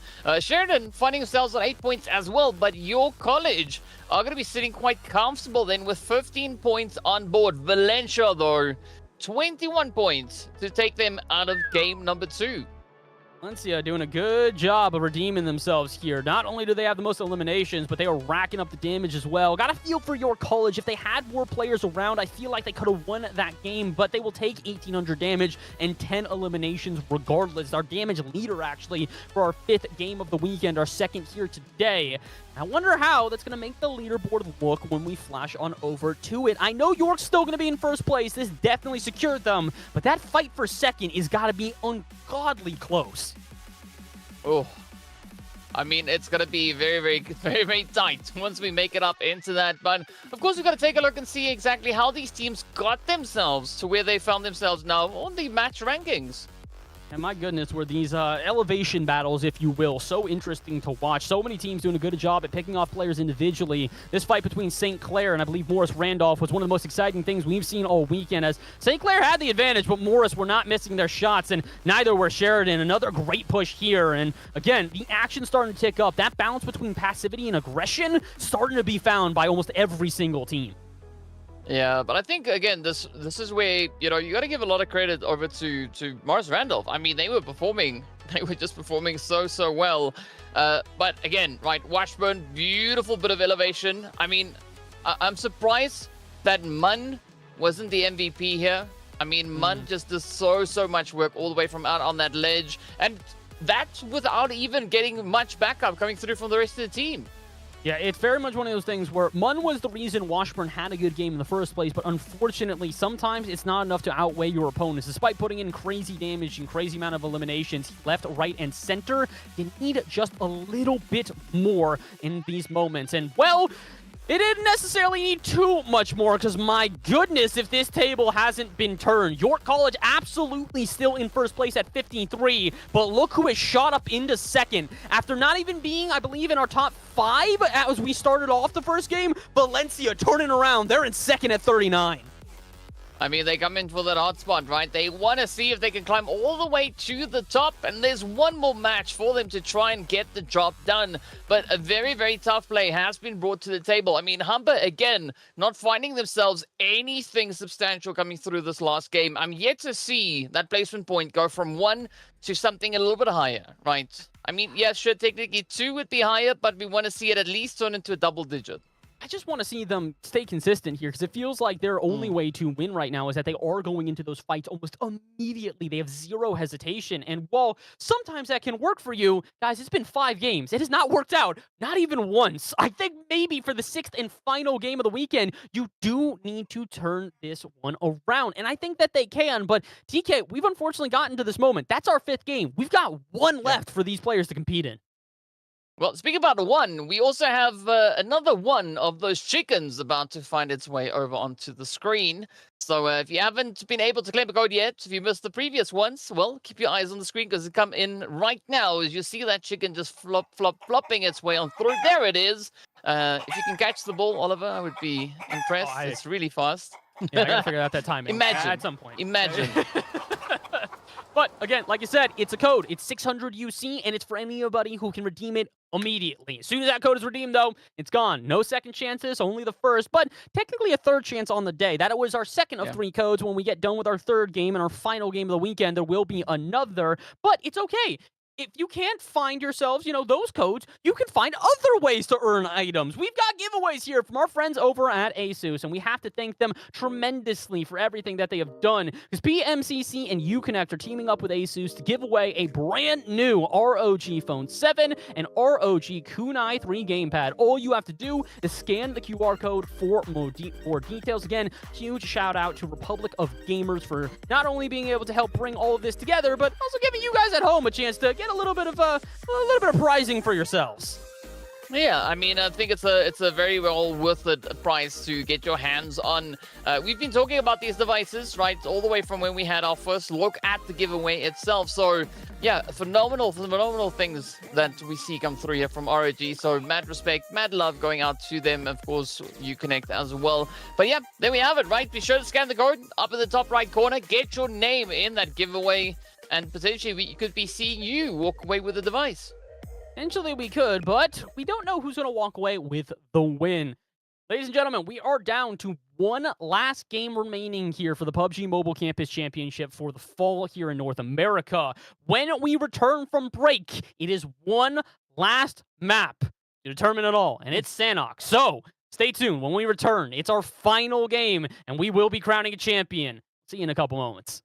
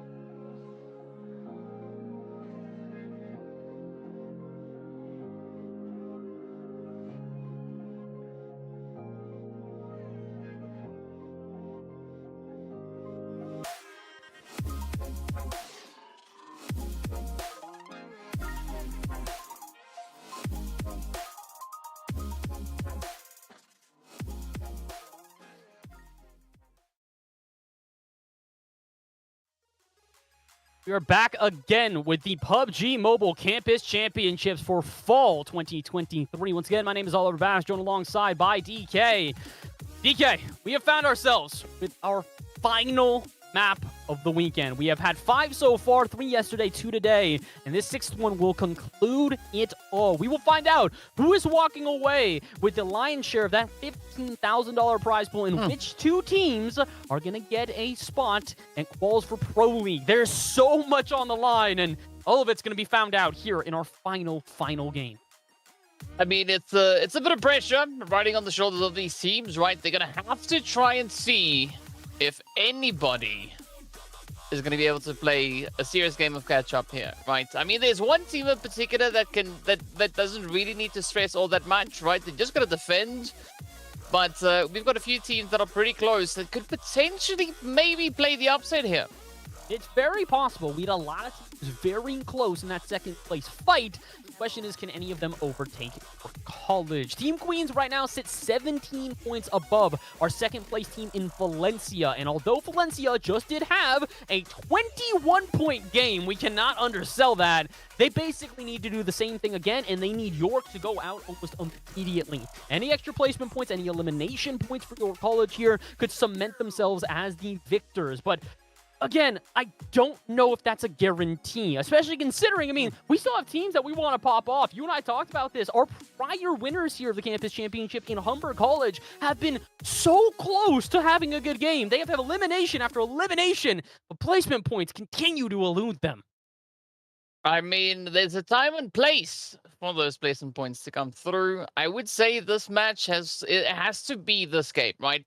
If it doesn't happen here, well, I don't know when it is going to happen again or when they could potentially have the opportunity to try and rectify it. Because, I mean, looking at what we've had, you know, in the previous season from them, they definitely showed that they are more than capable of playing a very, very aggressive game. Yeah, we've not yet seen the same kind of Humber this season. No, we just haven't quite. Again, this team wasn't even like, they played I'd say a competitive summer series here, but it's a bit different when they took 2 winner chicken dinners, took 27 eliminations, if I'm not mistaken. So actually, it might be even more than that. Trying to figure it out, all I can tell you this is they were almost 20 49 points clear. Yeah, okay, I had that backwards. It's 27 placement points, 49 eliminations. And that put them almost 20 points clear of the team in second place. So for a Humber now, who have to earn more than 20 just to catch up to first, we're wondering if they are going to beat the underdogs, the spoilers here in our final map. Sandhawk awaits us as we find out who is going to be the champions, and really, is anybody going to be able to stop Team Queens? It's going to be a big one for us to find out exactly what it will be. Of course, as we know, Sandhawk, they're not going to be all too stressed about what this flight path is going to be doing, right? I think the big concern here is more leaning towards what the zone itself will be bringing on through. But seeing that this is our first Sandhawk that we've had in the grand finals, I'm very curious as to how these teams are going to be looking to get themselves situated, where they're going to look to go. And this is going to be a little bit of, I'd say, switch up here. For those that have not been with us this entire weekend, our main 2 maps we have played on are Erangel and Miramar. We did play Vikendi one time, but this is the first time we have seen Sandhawk all weekend long. So for some teams that might have known this was on the way, wonder if they've been doing any strategizing, wonder if they've got their drop points mapped out, and wonder if they really do have an idea of how to work with this zone. What on earth? I mean, it's a beautiful play up into Sandhawk. Already a big portion of that playable area has now just been taken away and replaced with water. But this is going to be a grueling test for these teams, right? Whoever wins this one, I think, does so deservingly. Yeah, I agree with you on that. It's very much been a weekend where it feels like the skill has continued to elevate. As we had our first couple games of yesterday, it was a little bit shaky. We were a bit confused on some of the, I'd say, ways that teams were approaching each other. But as time went on, we started to see those strategies were implemented. Teams did find that balance in between being aggressive and being passive, and it resulted in some of the best action we have seen all weekend long happening here today in maps 4 and 5. So if you think that it's going to take a step down here in map 6, I think you are sorely mistaken. And really, we're already seeing that. Multiple eliminations already popping up in the top left there as teams seem to not be missing a beat. They are ready to get into the action. Oh, and that's what we love to see, teams knowing exactly how to kind of come into this one, right? Potentially looking to come in swinging. Speaking of swinging, though, Humber, as we've said it, right? They are now in an absolutely essential position, looking to see if they can maybe step it up, find the kind of pacing that they need to bring on in here, because, again, we are yet to see them find some strong placement points. And, I mean, Canada West up against them, Canada West, they've been performing. We saw them all the way back in match number 1. Canada West has not played poor by any stretch of the imagination. The issue for them is that, similar to this Humber team, they need a massive game here in 6, not only to find themselves at least in contention, but to even get any money from this competition. Again, it is only top 6 who walk away with cash in their pockets, as it will be at least $500 apiece to our 5th and 6th place teams. But if you want to break that 4-digit barrier and make at least $1,000 or more, you need to get into top 4. So for both of these squads, they're going to have to focus on that. And another squad who I believe is still in contention, I think they are somewhere within the money, but need to do more, is that St. Clair team that you can see. Jacksonville feel like they also deserve it, but my goodness, I feel like I could say every team in this competition deserves at least a portion of that money. I mean, I think the best way to say it is, you see that team over there, that one? Them. Yep. Right. and that team over there? Yeah, them. And that one over there? The team with the, especially if you look at the map, right? The team that has their position marked in a circle, that team. I mean, you know, yeah, I would choose them. Yeah, so that's essentially the vaguest way that I could think of explaining everything. And another interesting position, of course, is going to be right here in Kampong, right? Jacksonville now trying to see if they can find the position, but a quick bit of defensive play instead coming through from St. Clair. That's a bold team to try and take down. St. Clair very rarely lose these firefights. They are good at holding these compounds. They did it last match, and trying to do it again, but this has gotten a little bit scary. Despot finds himself eliminated, and Jacksonville, our first team, gone, and it's only within the blink of an eye. Oh, I mean, what a push that was. A very unfortunate play here for Jacksonville, but as you've said, right, I mean, St. Clair, they've just shown that they are exceptionally competent when it comes to moving through these compounds and defending their angles, right? So even if there's one they want, they are just so capable in taking those positions. Again, Jazz getting caught in a very unfortunate position as Manitoba now comes through with a broom and swoops them right out of here. All right, Manitoba, I see you. You're starting to finally play to the level at which we expect. This is a team we know take down many of their opponents, and just want to see them continue to do so, because 3 eliminations early is huge for them, but it also kind of feels like these eliminations are going to be scarce if they don't hustle. My goodness, have we seen teams dropping like flies here. Is this kind of how it goes, though, in the 6th and final game of the weekend? You either have teams that are hyper-passive, or you got teams like Humber who are just ready, searching for any prey they can find. Well, they can't go wrong with bringing in a little bit of that search play. Speaking about search, Humber now going to be searching for meds as they are down to Kidu. Kidu going to try and clutch it out. This is going to be a very important play here for Humber. Will they be able to survive? Oh, the answer is yes. Humber starting to live up to the expectations that we have set for them for eliminations, but it's the same old story that we talk about every game. Humber, while they have got the eliminations, they're now at a disadvantage. Only 2 players up. I mean, it feels like we've talked about this every single game so far. Well, and we're not going to be stopping with that anytime soon. Let's see how these teams are going to be looking to find that pacing. Morris Randolph looking really good already with their 4 eliminations on board. And I think this bit of elevation that they've got, especially looking down onto with that bridge, this could be phenomenal for them. And of course, there's a team right just over towards that northern side, up in towards Hut 10. So there's ample opportunity here, actually, no, for Morris Randolph to really deliver quite a bit of the devastating blow. I mean, there's a chance for them, but I really do feel like we're going to start to see teams maybe focus less on the fights and more on the rotations as time goes on. Look at this map right now, as really so many teams still hugging to that eastern edge and southern edge, while we've only got a handful of them that have actually rotated into zone. So it's a little bit of an interesting, I'd say, dynamic right now. We've got a lot of teams focusing on that northwest island to sort of just kind of keep themselves there, like you said, around Hatin. But it's more the teams on the edge, on the eastern and southern side, that I want to see rotate. People go into Tambang, go into Ruins, go into Painan. Somewhere there, I want to see someone try to hold the edge of this zone, because right now it feels like a lot of teams focusing on that island, not really focusing on the mainland as much. Yeah, but they're going to have to take that shift as best they can. Also, we're still going to be waiting for, your college all the way over that far edge. Oh, I mean, yeah. they know this is the last match, right? They know that they are holding on to a very minor lead. So they're going to try and keep themselves out of harm's reach as long as they possibly can. But they could also be looking to step it up as we approach the later stage of this game. But the big thing is here, they got to watch out for that blue zone, because the blue is not going to be anybody's friend. And looking at the situation that they've got, they really need to get a move on right now.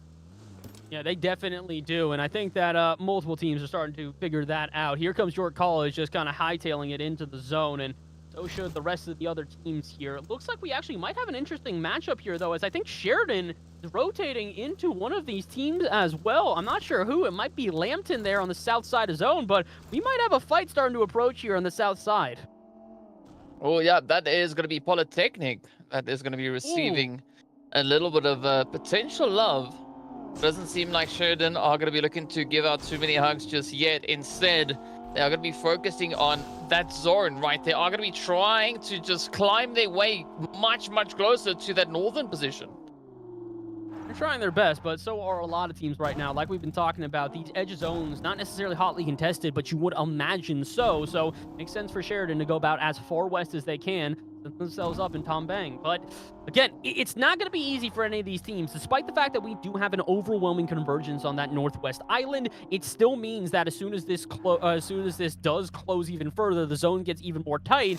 It can do one of two things. Either it can mess with every team on that island and pull them right back to the mainland and force them across the few bridges that do exist connecting them across those waters, or it could really go to the advantage of those people on the island and force everybody on the edge of zone who've been playing for mainland to go across those waters, trek through, and try and get past those choke points. At this point, the zone is already proven. We're going to get a spicy Game 6. It just depends on how we get there. Yeah, it also depends on how much spice we my. are going to be looking at. But yeah, I mean, that zone answers the question. Ow. I don't know what else to say besides that right now, because my goodness, it's not even one of these things where it's like, okay, we've completely isolated mainland. It's just so barely on the edge that if you are any of those teams that are on that northwestern island, all you have to do is basically focus on the bridges, and most likely you will find a team at a choke point that you can use to your advantage. So it's gotten a bit spicy, it's gotten a bit chaotic, and it's maybe gotten into some action in a very short amount of time. You can see teams in close proximity. Sheridan open up the fire here, as it looks like Polytechnic are going to need to defend.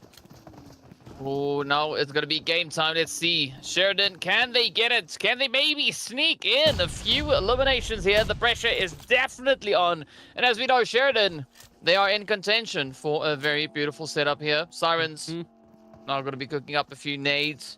Can they find the approach? They almost, if they let that one loose, would have hit their own teammate. And that is not the kind of opener you want to find. But instead, Sink. Beautiful wraparound approach coming in from the northern side, looking to apply the pressure. This is not good for Lambton here. They need to play, or Quantlan, excuse me, they need to play very solid because they do not want to get eliminated so early that they're out of the money. But they just might be. Out in 11th, Quantlan Polytechnic, gone for the final time. Oh, what an unfortunate play for them, but it is going to be Sheridan that will be smiling as they find themselves with 4 beautiful eliminations. But of course, now making a little bit of noise is going to be drawing the attention here, pushing over that bridge, heading down south. This is a bold call from them because they don't necessarily need to cross this bridge. They've got the choke point available here because, like we mentioned, this zone is mostly prioritized that northwestern part of the map. So, theoretically, there is a sliver here that is within the zone that we could see Sheridan play on, but Columbia don't even want to let them have that sliver. They would rather force them into their territory, force them to go across that bridge and take it. So, it's an aggressive approach, but it is one that could pay off if they are aware of this rotation out of Sheridan. Sheridan are good at getting these pincer maneuvers. They're good at surrounding you, and they're also maybe overplaying their hand. Shin-Chan was not expecting that. You can tell. He came over that hill and dipped immediately, but did not do it quick enough. I believe they're going to get eliminated here, and unfortunately for Sheridan, it's going to be a 3v everyone for the rest of this game. It's going to be a tough play, but this is a beautiful, beautiful strategy coming through from Columbia Vancouver. I mean, they were essentially setting up that ambush, right?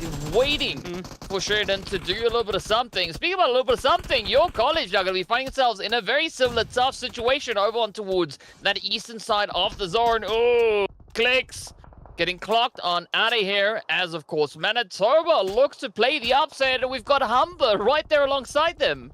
Like we said, this is the issue. These rivers have made easy choke points for these teams to spot. So as much as you do want to try to get into zone, if anybody is aware of where you're rotating through, you are going to face a ludicrous amount of bullets at you over and over and over again. And that's what we're seeing here. Manitoba, a team that we have mentioned, are solid shooters and have done a good job at multiple moments throughout the day, but they need a big performance here in our 6th map in order to find themselves into the money. They're doing that already, though. They do have 4 eliminations and a great vantage point here as they continue to look upon all the teams just outside of zone. They're trying their best right now, but even they are going to have to rotate. Looks like the zone has changed, and my goodness, they love that Northwest Island. I mean, especially if you are within the team of Mars Randolph, right? You are going to be smiling because they don't have to move a muscle, right? They just find themselves so beautifully situated. We can't say the same thing all the way out onto the blue here with Sinclair now trying to get themselves patched up. They've been rotating for the longest time, but they've not yet been able to get themselves out of the blue and into the safe area. One player who has is Nabab. I don't know how he snuck past the lines here, but you can see he's about as far into the zone of any singular player. I don't think anybody's aware that they're there. Meanwhile, so many teams still trying to just get past these bridges and into zone. You can see Manitoba now making the rotation. We're going to have to see it out of Sheridan on the south. We can even see Washburn watching players rotate, but they don't want to get into this fight if they don't have to, especially considering Washburn's last player, Barnan, the only one remaining here as Munn, Terminate, and Malachini's all gone here in this game.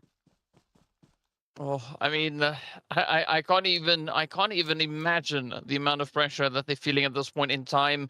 But you know, it's going to happen at some point. In the meanwhile, as we look across the way, we take a look down towards that southern side. And this is where things have now taken quite an interesting shift over, right? I mean, Sheridan, they're just going to be chilling in the water, trying to use a little bit of that third-party peeking to see where everybody else is rotating. But again, looking at Columbia, Vancouver, I mean, they are just looking to set up that entry point. Doing a good job at, like we said, holding those choke points, holding those angles, making it difficult for teams to rotate past them without at least attracting attention and taking some damage. And the combination of the two could also enter other teams into the conversation. Third party still going to be abundant here, especially considering we've got 9 teams up in a very, very small place for these teams to play on. And it's not just because the zone's closing, it's because half this zone is in the water. So there really isn't a lot of place for these teams to play with. They have got to be careful. If you attract attention to yourself, it could be the last thing you do here for this competition. Yeah, this is where everything has to be just absolutely perfect. And speaking about perfect, we are seeing even more plays now coming through from Humber, right? Already up to 10 eliminations. Up to 10 eliminations in Valencia.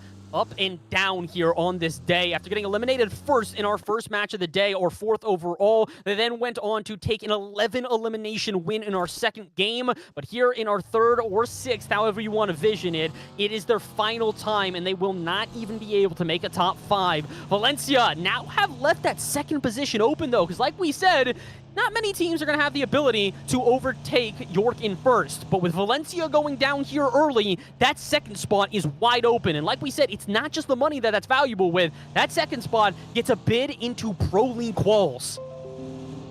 I mean, it was essentially between Sheridan and Valencia to see who could get that final push, right? Both teams coming in on exactly the same amount of points, but then we had Morris Randolph as well as Sinclair also very tied up moving forward. So we've got 4 teams essentially fighting for that top 2 slot. So there's going to be so many high stakes pushing further into this game.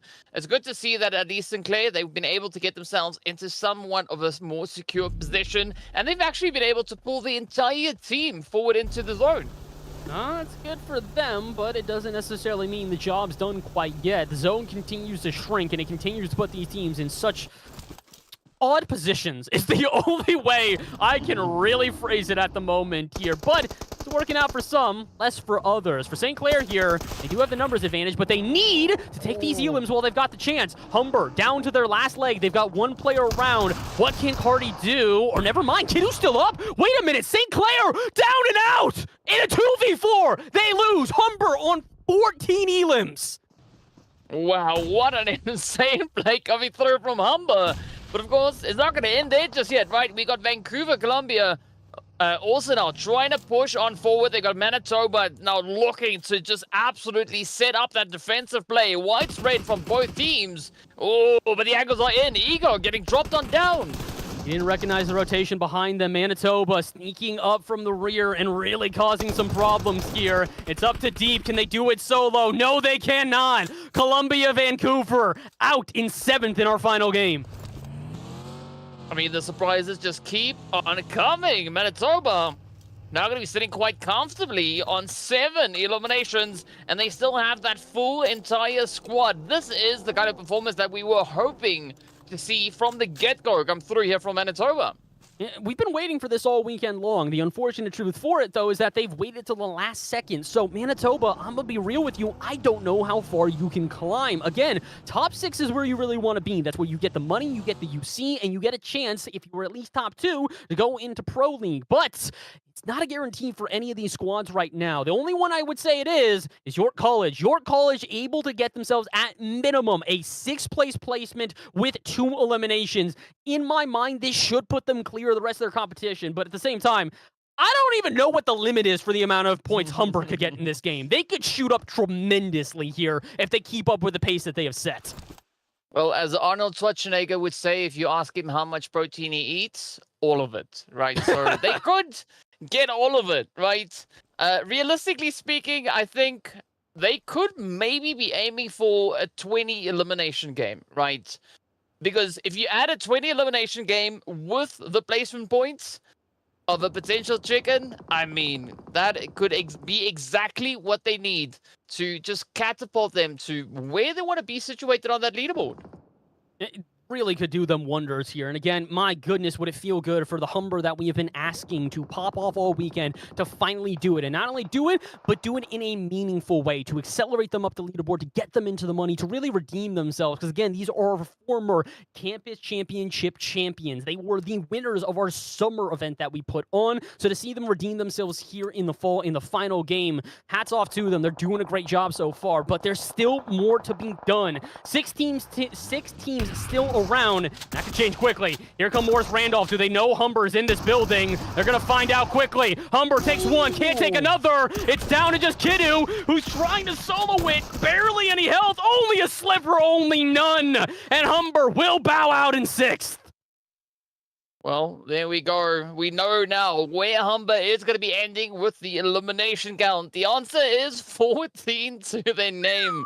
What an absolutely insane performance that was coming through from them. But is it going to be enough, right? Accompanied with those placement points, well, we're going to have to take a look at that leaderboard once we get to it. In the meanwhile, it is going to be York College still in it. But are they in it to win it? That is going to be the big question. Imagine if they're able to cap off the weekend with a winner-winner chicken dinner in their final game. It'd be so poetic. I mentioned them coming into this weekend. I was like, hey, you guys got to pay attention to York College. I think they're the ones to beat. And they proved it in game 1 with a win out the gates. Since then, they've played well. I'm not going to say they've played poorly. They've played phenomenal, but they had kind of slowed down. We hadn't seen that same performance, but here in game 6, imagine if they win the first game and the final game. What a weekend they would have had. I mean, that would be a beautiful, beautiful story indeed. But speaking about stories, well, the story is far from over. We still have 4 teams that need to fight it out, that need to duke it out to see who is going to be the one to claim that final winner chicken dinner. Manitoba currently being our aggression leaders, and they are going to be looking to get themselves situated into a nice bit of hard cover, but it is going to be just on the edge of zone, right? There's no luxury of any team really finding themselves a very strong position within the current phase. Yeah, I agree with you on that. This is an awkward position for almost every single team. Only cover within these buildings. Outside of that, not much natural cover to use. You can see Sink here trying to use the trees, but again, it's still an exposed angle, and it's got the Storm coming behind them. Pressure from 2 different areas, and that leaves Godspeed now as the last Sheridan player around. This is big for Manitoba here, because if they can take out one of their biggest competitions in Sheridan, this could leave the door open for them to boost up the rankings and maybe get themselves into the money, because like we said, Manitoba have been on the edge of that all weekend long. Issue for them, they're in an awkward position. Multiple players down, having to rush out of a building where everybody knows that they're at, and Godspeed trying to take advantage, but a shotgun will say otherwise. Another team gone. Goodbye, Sheridan. Oh, Oh, Manitoba coming in with an absolute insane upset to them as your college plays the reach, and we're down to 2. It's Morris Randolph and your college now in contention for the winner chicken dinner. Honestly, any other team, I would say that they're probably not winning this 2v4, but it's York freaking College. They are this good. They have proven it all weekend long. And although Morris Randolph has been one of the most consistent teams we have seen all weekend, we haven't been lauding them for their firefight abilities. They have taken these fights and they've done well in them, but against what is arguably our best team all weekend, can they clutch this out? A 2v4 to determine our final winner here for the campus championship. I mean, this is going to be a very, very tough end, whichever way you look at it. But Nabab not going to be done with it just yet, as they now tank on a little bit of blue. They need to get themselves out of harm's way, but up comes Blade looking to reach in, and they do. That is it. Our winners have been decided, and of course, it is going to be none other than Morris Randolph getting their winner chicken dinner. And it's in the perfect fashion. Honestly, either of these teams taking the last dub would feel so fitting. Morris Randolph have improved game after game after game all weekend long. We lauded them as the team, the most consistent squad we were watching through our first day of competition. And in the second and final day, they finish with a win. Huge for them, but also huge for Humber. We mentioned it. Kiddu, 9 eliminations, almost 1,000 damage. I mean, you got to give it up to Humber, right? They brought in such a contentious performance coming into this last game. So much so that they end up being our most valued team, walking away with those amazing 14 eliminations, 1924 damage. A very hefty play going through from them. This could literally launch them back into the leaderboard. I don't know where they were sitting coming into this game, but I can tell you for certain, I'm confident in saying they'll be at least top 5. What a performance. I don't know where they finished in this game, so I'm not sure the total points, but 14 eliminations is 14 points alone. This team, unbelievable. And in finishing in 6th, yeah, that's some good points for that team. I mean, it's going to take them quite a long way, and we'll find out exactly how far that will take them. But you got to give it up to Manitoba, your college, and Morris Randolph, also playing an exceptional stretch of PUBG right here. I mean, Sanok being the main decider to find out exactly who will be the teams to crown themselves right up at the tippity top. But look at the top 4, right? 18, 16, 14, 13 points. I think we know one thing. If we know anything, it's that York College with a 13-point performance most likely secures them first place, but it's the rest of that top 6 that we have so many questions about. Every team put in their A game here. As you can see, eliminations were not just Humber alone. Damage was not just Humber alone. Manitoba stepping up, Morris Randolph stepping up, even St. Clair, despite going down early, putting in a solid performance with 800 damage and 5 eliminations to their name. I mean, you just can't falter what we've been seeing come through in this one. I mean, you said it already, right? Morris Randolph playing a phenomenal bit of pacing, right? All the way from match number 1 back on yesterday, all the way to where we saw them finish today. Such a phenomenal achievement that they have had right here. Jacksonville, they tried. They tried real hard up against St. Clair, but, well, of course, they were having none of that. Yeah, unfortunately not. Jacksonville did have an incredible performance today, but it was that singular performance that really kept them in our mind. But outside of that, I can't necessarily say anything else that they have been able to do that could propel them further. Sheridan, though, my goodness, the maneuvers this team had today, so sneaky with all of their approaches and so consistent in their ability to win these fights. And although it didn't happen every time, I think it secured themselves a decent position as well. Again, huge shout out to all of our competitors this weekend. These are all college and university students. They are all players that are not only here for playing in PUBG Mobile, but also to be scholars as well. The balance between the two of them, impressive to see. Oh yes, I mean, looking at the level of gameplay we see here, it's like I'm so impressed, right? Taking into consideration, as you said, that they are students at the same time as well. So, I mean, if this is how they play PUBG, I'm pretty sure their points look just as exceptional. Oh, yeah, I agree with you on that. But the thing is, a 4.0, a nice reward. You know what's almost a better reward as well? Thousands of dollars in your pocket. Again, we are just now finding ourselves at the end of this competition with $6,000 going to our winner. And although we know it's most likely York, who knows what's going to happen? Because, again, huge credit to Morris Randolph. This was such a clutch victory. I mean, that was one of the most beautiful plays that we've seen come through here. And I think it's a very, very fitting finish, especially looking at Morris Randolph. We've been talking just about how they've been building up their momentum, how they've been building up that pacing, and a chicken dinner goes an exceptionally long way for them. But of course, the only thing that we have left to do is, of course, to find out exactly where the teams find themselves. I guess we're going to have to find out. Let's take a look. It is our final time for the weekend. We will be seeing this leaderboard, seeing really who is going to take this overall. I theorize that it's most likely York, but we don't know for sure. At this point, DK, it's also who's going to take second. I really don't know who takes second. I thought maybe Valencia. I'm thinking maybe now Humber, but even Sheridan goes late into that game. That's really anybody's for the taking.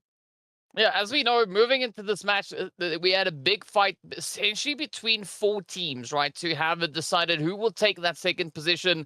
And I mean, it's going to come down to the wire, right? There's a reason why we don't do math, because it's a lot to try and figure out all at the same time.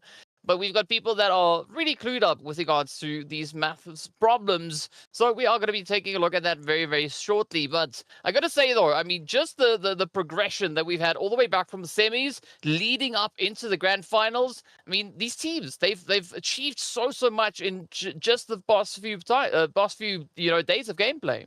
It's been an incredible weekend. I really cannot thank I can't thank these teams for competing enough. I can't thank PUBG Mobile for putting this on. This has been such a cool competition to watch these teams rise to glory and really make this a lot more contentious than it could have been. Again, you got to look back to our first game of the weekend where we had 2 teams that both put up over 20 points and then everybody else who kind of just, pittered about. And we thought maybe this would be a little bit of a top-sided competition. Would we even see teams be able to live up to the likes of York College? Answer, a definitive yes. My goodness, if the weekend didn't conclude in a crazy way. But the great thing is that it's concluded for the players. It's not over for you guys at home. We still got more things to give away, including our final code for the weekend. 600 UC to the first person who can redeem the code that's going to flash below me in just a little bit of time. Again, first come, first serve. As soon as you see this chicken throw that ball, that is what you've got to do. Redeem, redeem, redeem. Let's see if I can catch it. No, wrong side. No, I went the wrong way. Oh, so close to that one. Almost this time. Almost, but not enough. But that should be enough for all of you guys at home. That's our final code for the weekend. If you have not gotten one yet, you're going to need to be a little bit quicker. But, it's okay because DK, I think they've got other things that they can also take home this weekend. Yep. There's even more that they can take home. And of course, with that, we are referring to one thing and one thing only, right? Our Aces giveaway. Huge shout out to not only ASUS, but the rest of our friends making this broadcast possible. PMCC and Uconnect are teaming up with ASUS to give away a brand new ROG Phone 7 and ROG Kunai 3 gamepad. All you guys have to do is scan the QR code in the top right for more details. Again, we've been running this giveaway all weekend long. This will probably be the last time that we flash it all weekend. So if you want to enter, clutch phone, take a quick scan, and thank Republic of Gamers for everything that they have done this weekend. We really do appreciate them. Yeah. Now, of course, if you already have ROG Phone 7 series, enter either which way, right? I mean, you could have 2, and then one of them, you can make your dedicated device with that Kunai 3 added on top of that. So, yeah, I think that would maybe be an opportunity to have a little bit of bragging rights as well. No, it's absolutely. It's huge for you to be able to work on any of this, and that's why we thank ASUS, ROG, PMCC, and Uconnect. So, I don't know what else to say, DK. This has been an incredible weekend. It has been a pleasure to join you back in the booth yet again, my friend. It is always a pleasure whenever we get to cast together. And really, again, the teams really delivered for us this weekend. Oh, yes. They gave us the best possible circumstances to cast under. Great competition from game 1 all the way until game 6. Yeah, I mean, the teams, they've definitely played phenomenal gameplay. I mean, not even speaking of the gameplay being, indicative of collegiate level gameplay, just, overall performances, how these teams have been playing, the strategies that they've been applying, it really shows a lot of potential. And I think whoever our top 2 teams will be that are going to be having the opportunity to step into the Pro League qualifiers is going to be a very deserving place, right? I think they've now showcased enough capability just in these past 4 days of gameplay or 3 days of gameplay that we've been able to actually watch them. And I think they could maybe bring a nice little bit of excitement over into those qualifiers.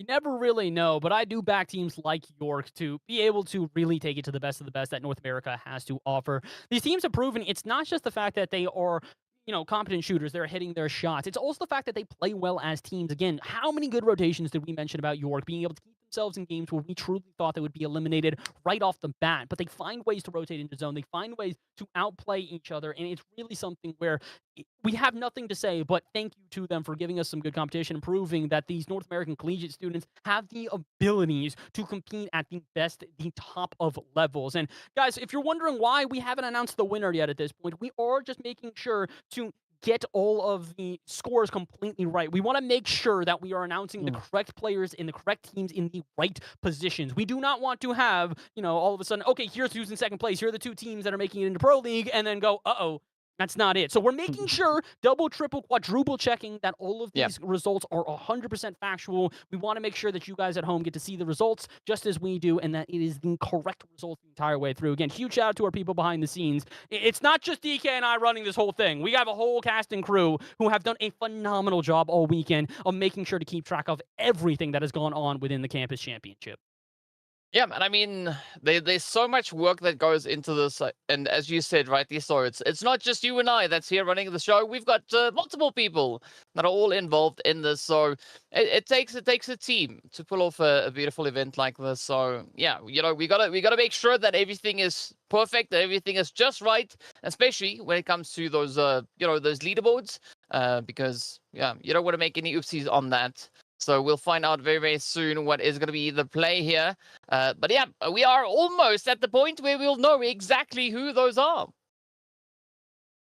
Just sitting here, just kind of waiting, getting ready, trying to see who exactly it could be. I promise you guys, we are just as wondering as much as you are. We don't have any extra insight theorizing who most likely is going to take it at this point. Again, we think York is probably in first. We don't know that for certain based on some performances, but it's really the 2nd, 3rd, 4th, and 5th places that we are wondering who is going to be able to take home. Again, for those that do not know here, let's just go through the pricing one last time and show all of you guys exactly what they're competing for. It's a $15,000 prize pool. First place will be taking home $6,000 here. Perfect. We got a graphic for it. There you go. $15,000 prize pool. First takes $6,000. Second place $4,000. Third $3,000. Fourth $1,000, and fifth and sixth $500 USD a piece. On top of that, our top 2 teams, our first and second place, will receive a slot to the 2024 PUBG Mobile Pro Season qualifiers. And on top of that, we haven't mentioned this weekend, but it is important to these players. We got UC rewards for them as well. $5,000 for each player in first,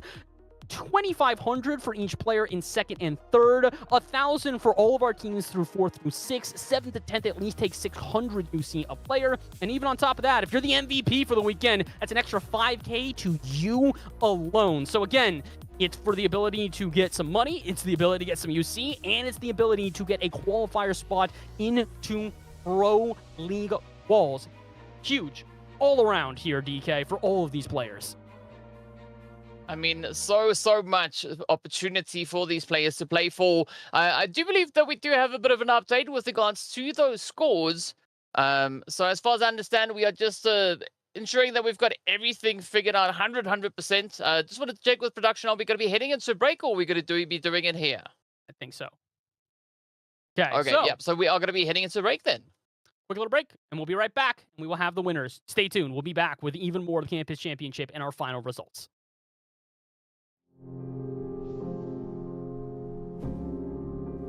The heat coming off this region though right now. It's bringing me heat. It's bringing me warm. The top 3 and chicken dinner, and you can see exactly why this is one of the best teams to come out from South America. The chicken dinner, it is Vampire from the bottom of the tables. The looks of relief on their faces as they pick up an 18 elimination chicken dinner. PMCC final MVP. And it has been decided your MVP will be from stalwart Esports. Give it up, Jakarta, for the top.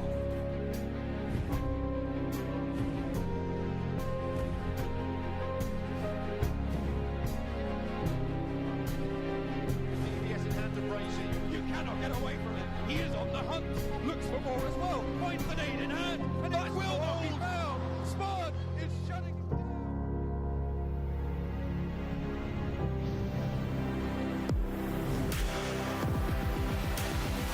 Brazy. He is vengeance.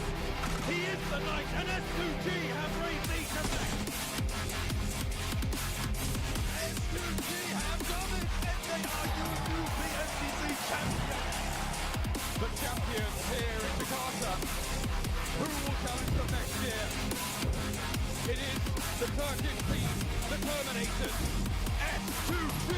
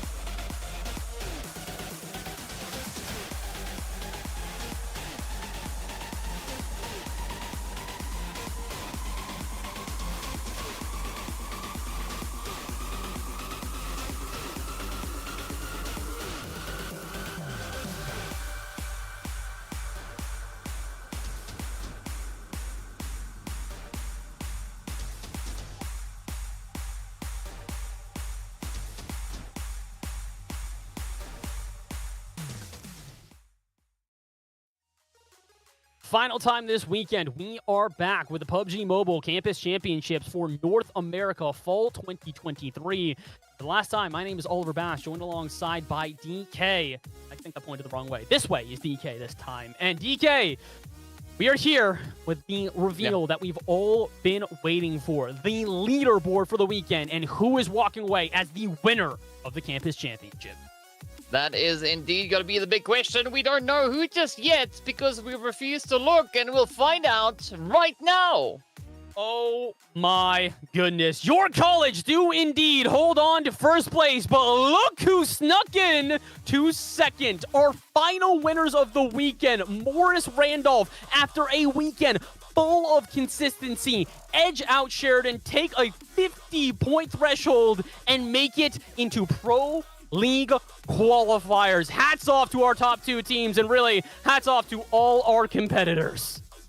Yeah, I mean, you got to give it up to both your college and Morris Randolph. Phenomenal gameplay that they've been able to bring on through. But then, of course, right, you cannot forget about anybody else on this list, right? Sheridan, they grinded so hard to get themselves all the way up into third place. Sinclair A, a.k.a.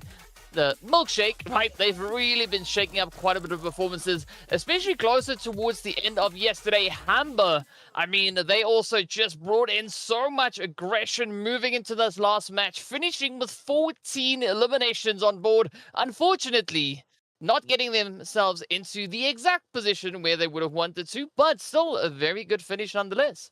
Same with Humber here. They're able to find themselves a solid, and they do finish in 5th place. Valencia finds themselves in 6th. Really all around, we had a lot of teams redeem themselves at the end of this weekend. And again, that's the goal for all of these here. This has been the Campus Championship. It has been an experience to watch these teams continue to get better throughout the weekend. And DK, unfortunately, that does bring us to the conclusion of it. A huge shout out to our friends behind the scenes that are working on this one. Like we said, it is not just DK and I here on the production. We've got a whole slew of different people behind the scenes who have been making this possible. We want to thank them tremendously for all their work this weekend. DK, I want to thank you as well, my friend, for being alongside me for the ride here.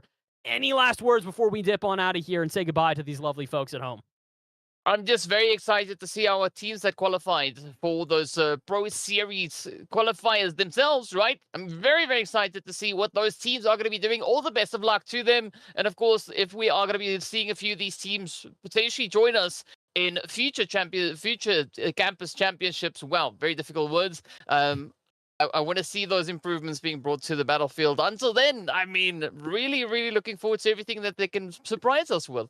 100% agreed. I hope to see more competitions like this in the future going forward. I want to see these teams, these collegiate players, get the chance to shine and grow into the players that they can become. This was just a preview of what these guys could be at their upper limits. What is that limit?